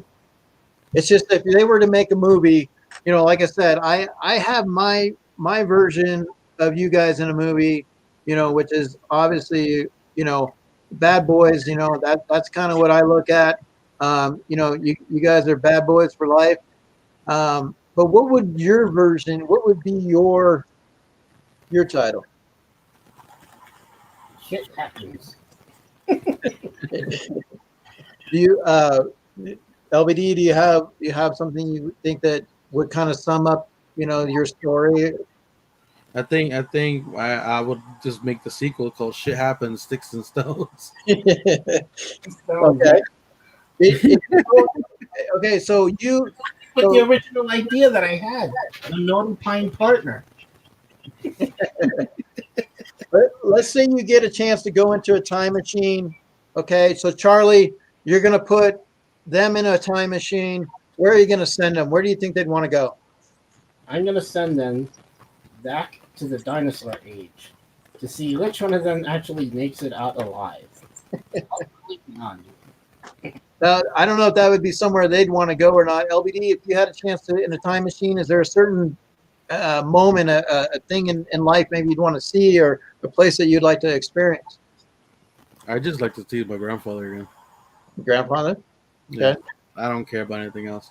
Nice. I feel like just the conversations with him would be plenty for me.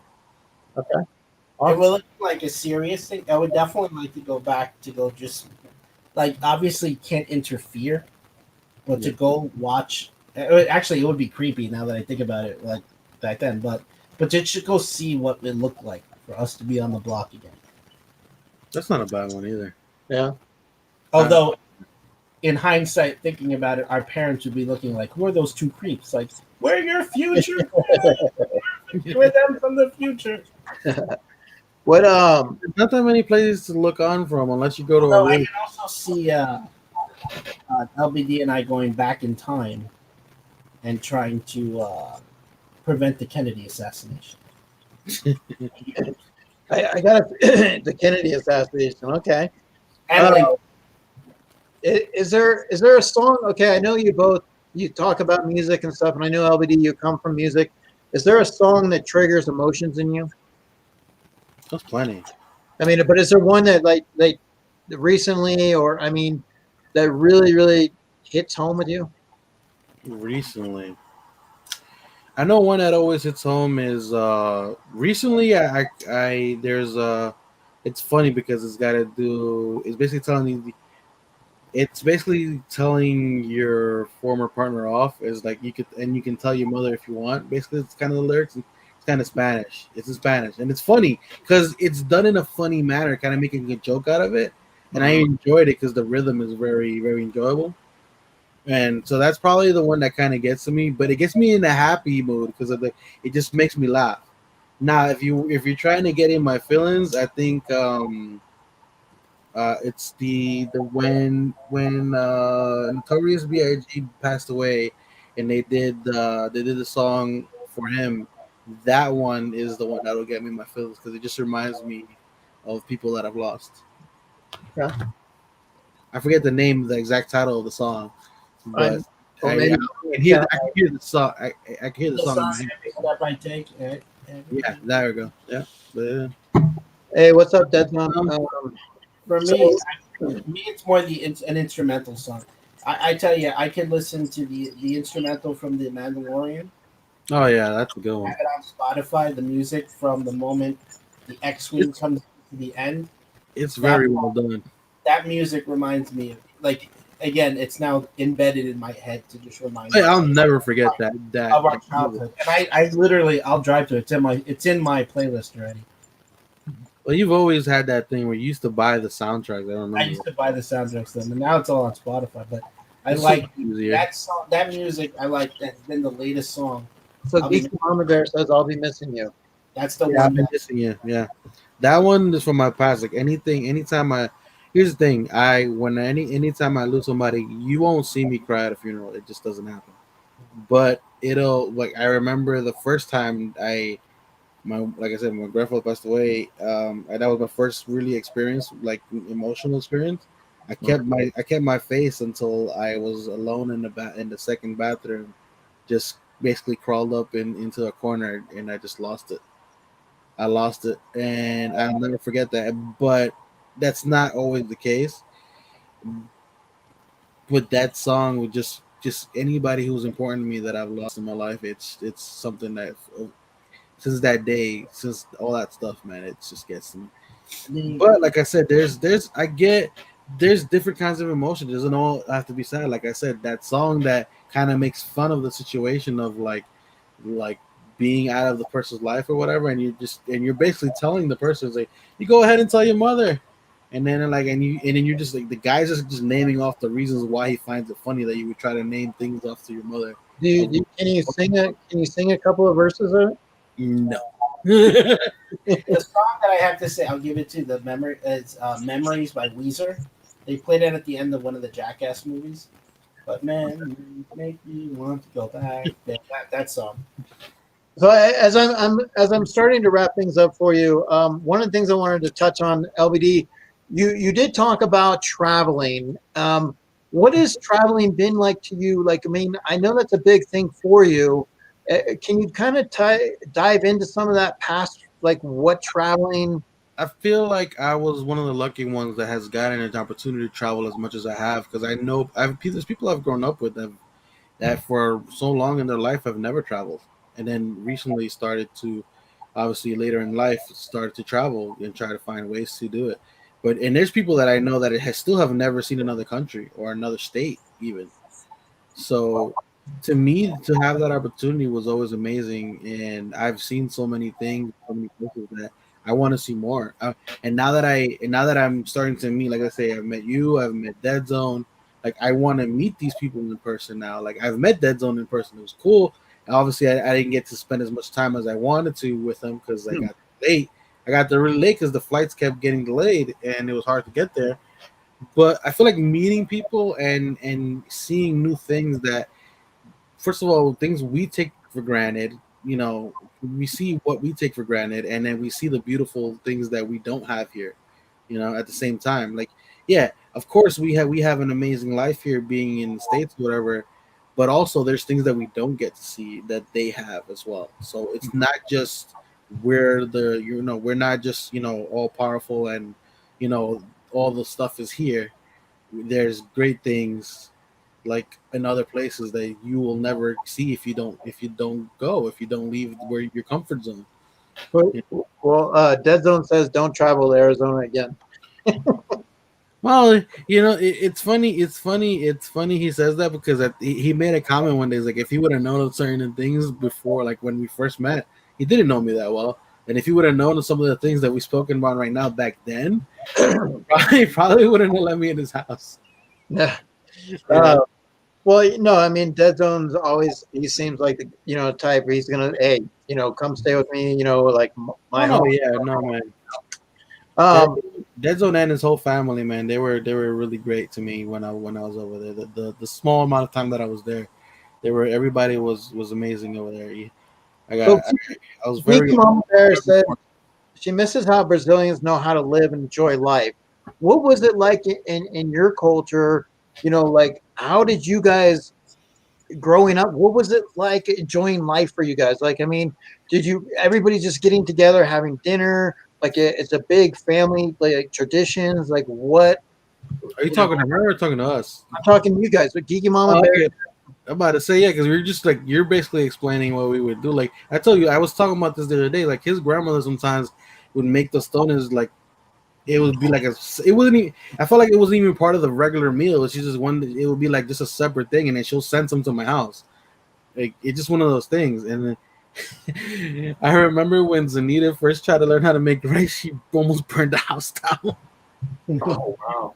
Yeah, she almost burned the house down. She burnt rice, which is hilarious as shit. I'll never let, and I've brought that up to her a couple times. I remember one time she forgot, and then it finally clicked. She remembered. That was pretty funny. No, I But remember Johnny Jr. and I almost burned the house down because we put the microwave they had at the time. It went by minute. We thought it was by seconds. So we had a hot dog for 5 minutes. oh god, Well, what just to, I mean, like I said, obviously traveling. So I mean, let's kind of wind it with you guys. We got a new year coming up. Yeah. So there's a lot to be done with this year. And looking back from last year. Now, LBD, what are you going to pack your bags and travel? And what do you do with your chance? Depending on how things situation goes, but I kind of want to pick up where I left off because I was supposed to go to Cartagena in Colombia. I was supposed to go obviously take Leah back to her mom to spend a few months there. Um, and obviously I would spend my own time there as well. Like going to certain places wherever I can. Obviously now that the Honduras one's probably going to be a little bit backed up considering that they're recuperating from a lot of stuff. But I could probably go to the island.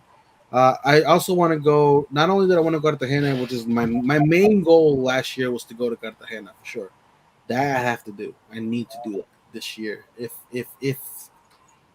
the world letting me do that, I will do it. Now, And is Leah going to travel with you? no. When I make the Cartagena trip, it's by myself. She's gonna be spending time with her mother. It's gonna be during the month the summer vacation that she's gonna get. Yeah, so she'll have those 2 months, and on the way back, I'll pick her up. Okay. Basically, that was my plan for this past year, and obviously that didn't work out.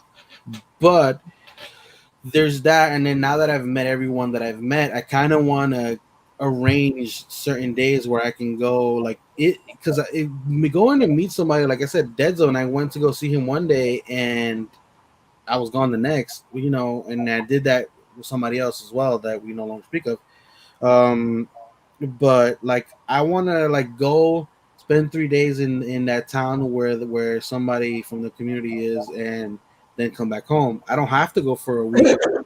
When I go on vacation for the if I go somewhere where I know people, sometimes I stay for like a month. Sometimes I've stayed 2 months. But my real like when I go somewhere, I'll stay like no more than a week. Like that's my regular. That's like my average. A week is the main one. You know? Well, is there going to be any changes to your channel? Like, I mean, I Yeah. know, like you had talked about with hot toys and stuff like that, like mentioning something along those lines. You have a lot of interest. Is there anything going to be changing? Well, the whole hot toys thing has changed. I canceled all my hot toys because I started thinking about it, and I was like, there's too much to do, and I've noticed like even people who use two hands are like they're struggling in that, and I'm like, and I thought about it, I was like, I don't mind a challenge, but I want to enjoy my collection. I don't want to have to be frustrated to like try to attach these things with one hand, where people are trying to grab one thing with tweezers and put it in with the other hand, and like I'm gonna have to fucking print my mouth to it just trying to put it together. I'm like, no, it's not worth it to me. I'd rather get the same price point of a hot toy, but statues instead. You know what I'm saying? So there's that, and then another thing, like I said, part of my channel is gonna be my traveling because I'm gonna collect while I'm traveling. Okay. There's collectors around the world. There's people who I'm like, I want to know, how do you find this pop? How do you find this statue? How do you find this helmet in another country? Stuff like that. Anything. Yes. Yeah. All right. Um, so, Robert, now I know that you had done a lot of different things with your channel. You've been some, obviously we have the stream, but what direction are you going with the new year headed? So now that I've gotten the handle on it, it's obviously my new position at work, and it's kind of just been an adjustment to what time I can make to put aside for the making the videos. So now that I have that under control, I'll be rebooting the channel and just talking again about different topics every week, on things that I really love and I'm passionate for. So again, things from the '90s, movies from the '90s, TV shows from the '90s, and also what currently what I'm collecting. I want to do reviews of this game here. Everything actually you see on this shelf minus this piece, and everything you see here is all part of one game. All right, it's all a tabletop game on the Power Rangers, and I also have the same thing for the Ninja Turtles behind me below here. So I want to do an unboxing. I haven't opened those yet, and do a review of the game, and maybe do some like live um, gameplay, and just to kind of like just to do some of the things that I see other people doing on other channels doing review. I want to do something different, not just the pop figures, but just reviewing old nostalgic figures and collectibles from the past, and also just doing some like interaction between me and Pagliacci, Eric, and of course Charlie, to do something a little bit different because I mean, apart from Dead Skeleton, I don't know anyone else who does who incorporates puppets and stuff. It's very slim. Yeah. So I there's like want to. I'm still kicking around some ideas to do like maybe it's just him. Well, I would love to see some video footage, of you and LBD and Charlie, like doing like maybe a hunt, like a. Yeah, we did lives together on Instagram. I feel like there'll be a lot more things there as well. Like I will be doing some Instagram lives. You'll probably see more content on my Instagram than you'd see on the YouTube channel right now. But the other thing that I should be open and honest about is I have to be. The other thing that I'm struggling with right now is I have to be very careful as to what I post because I don't want anything like any. It's weird because of my job. Not that there's anything inappropriate here, but I don't want someone to take something and be like, "Oh, look, someone, your vice principal is a ventriloquist." Like, I don't know if that's going to be offensive to people or anything. It's still oral, but so I don't. I'm still debating whether or not maybe it will just be Charlie hosting the show, like the bookie host the show for Dead Skeleton. Well, I have dirt on Robert. Reach out to me 555-10-9. I can give you the lowdown. Definitely no. I just want to say, guys, like I said, I definitely could probably ask a lot more out of you guys because there's a lot that being childhood friends and going through what you went through, LBD, and then being able to hang on to that. I mean, that's something to treasure, to have that childhood friend who's still there. You know what I mean? And not a lot of people have that. And to be able to find that person, whether you walk in a mall and you bump into them, or you just happen to come across them, you guys have always found ways to be connected. And so that says a lot about the two of you guys and your character. And you have both molded each other, like whether it's bringing Star Wars into your life, or obviously being influences to Leah, and just having that communication with each other. And I think in the short time that I've been able to know you guys, like, I love seeing the dynamics. I love how you guys work together. I love how you, like, that brotherly, like fighting with each other from time to time, or you have no problem like jarring and calling each other out on something. But overall, at the end of the day, you guys are hugging each other and saying, "I love you, man." And I know that that's there, and that's genuine. And that's why I wanted to bring you guys on together and just kind of get a little bit of insight, and definitely maybe somewhere down the road just kind of get a chapter two of certain things, in regards to you guys, because like I said, I know there is more story to tell, but just to give it a little insight. And that's what we do here. I sit down with you guys, get to know a little bit more. And I appreciate you guys being here today, and taking the time. I hope you guys have a great New Year's. And like I said, I want to send everybody out. Let me see. We got LBD here. He has the LBD prophecy. And so what I like to do for him is,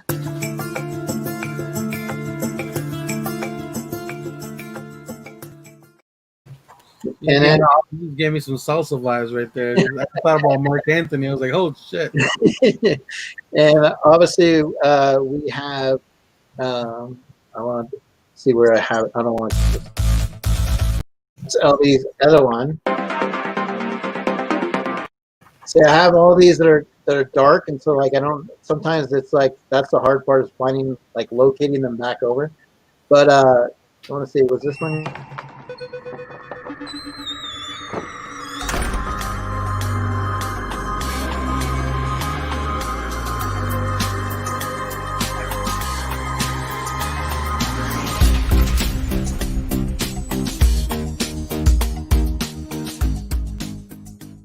I think Mach had a final request before we head off on the private chat.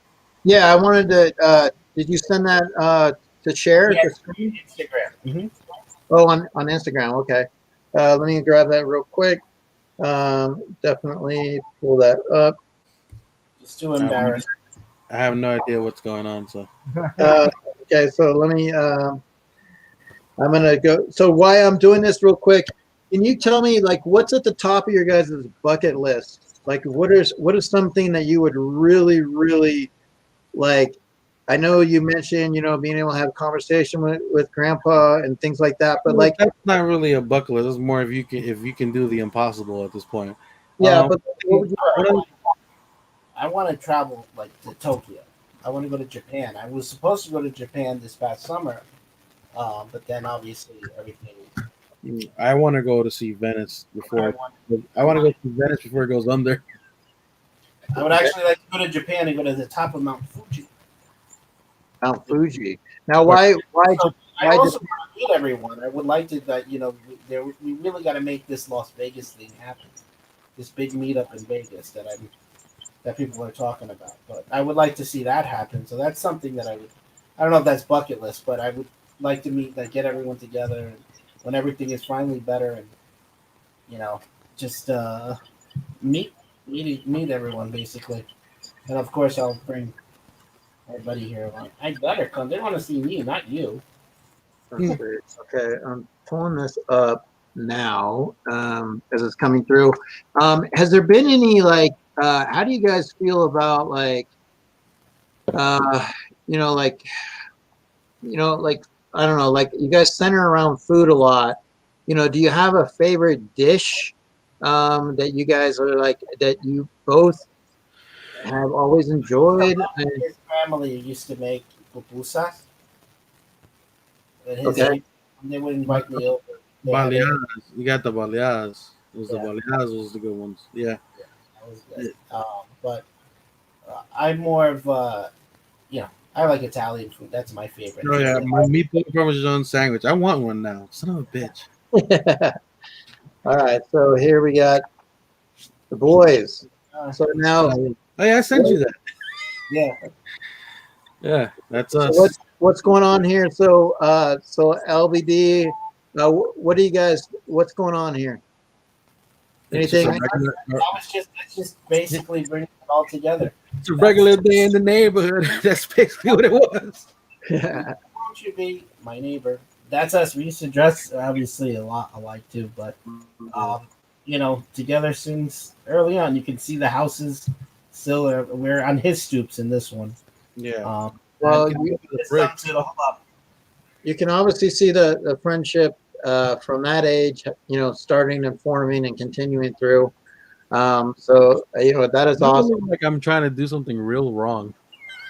Yeah. Now, just for those that might not figure that out, who's wearing the white shoes? That's LBD. Yeah, I'm darker. Let's just go there. All right, and but I thought, didn't you say LBD he's shorter? Yeah, he is shorter. He's just leaning forward in that, so it looks like he's. Okay. Oh yeah. All I didn't know. I was What like, was I taller than him at some point? Then I realized, oh, never mind. He's just leaning forward like this. Oh, thank you, Geeky Mama Bear. Looking forward like that again. I really am looking forward to meeting people. I think this is kind of like. I want to thank you, Eric, especially for not just. I gotta honestly address the fact that, if anything, even though LBD brought me onto your show, you also brought me closer with him and with everyone in the community. So I do want to say thank you. I like that everyone in the community has been very accepting, and we can all be ourselves. We can have fun. We could joke around. I could finally have a reason to bring Charlie and Pagliacci and Eric on. But I want to thank you for not only having us here, but for helping us, just giving us the moment and a platform to be able to reminisce and to talk Yeah. with one another and catch Well, up. like I said, when you do live streams, sometimes you got 6, 7 people on there. You're doing different stuff. You don't get an opportunity to spend that quality time. This was basically about you guys kind of having an opportunity to let people know a little bit more about how your relationship, your dynamics work. And some people, they see you guys, but they don't know what's behind the curtains. They don't know how you both work. But And one of the things I gotta say that Macho kind of said it. We've always been kind of yin and yang, and it just kind of worked. Because even in appearance, we're yin and yang. I look more aggressive than he does. He always looked very proper and always held his hands very proper. It was always like that. It was always we always as much as we had like we looked how we were dressing when we were kids. We ended up somehow still developing our own personalities and our own way of doing things. So you guys have, and I still think it's awesome how you guys share like the Power Rangers and Star Wars, and obviously he loves this horror. You can kind of stay away from that a little bit, yeah. but you guys have been able to still, even as kids, do things that you're doing now. You guys have been together. If it wasn't for him, I wouldn't be into the whole Godzilla and the kaiju's and all that stuff like that. He's the one who introduced me to that. It wasn't my thing at all. So it's not like we couldn't. I feel like we both contributed to each other on different things. King Kong too. King Kong's another one that I got into it because of him. So we've probably contributed things to each other's lives that we probably don't even realize it in the long run because it just seems so naturally to happen so organically. Yeah, and it's perfect that it was this community that brought us together. Like, it's to talk about the things that we're passionate about and that we love, and that brought us back to that memory.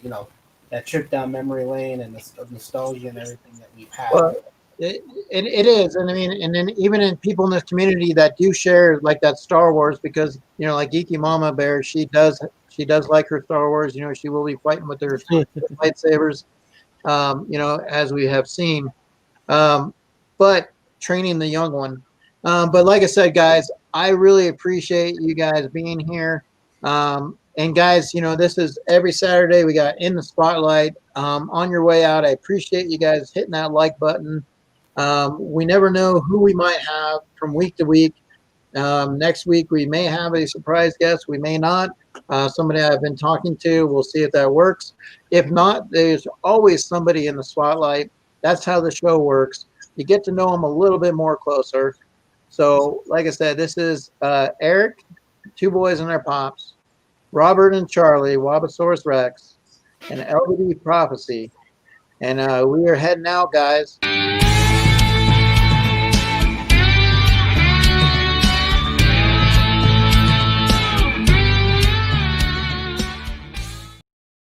But catch them in the summer because they are in Bad Boys, another movie. They will be together again.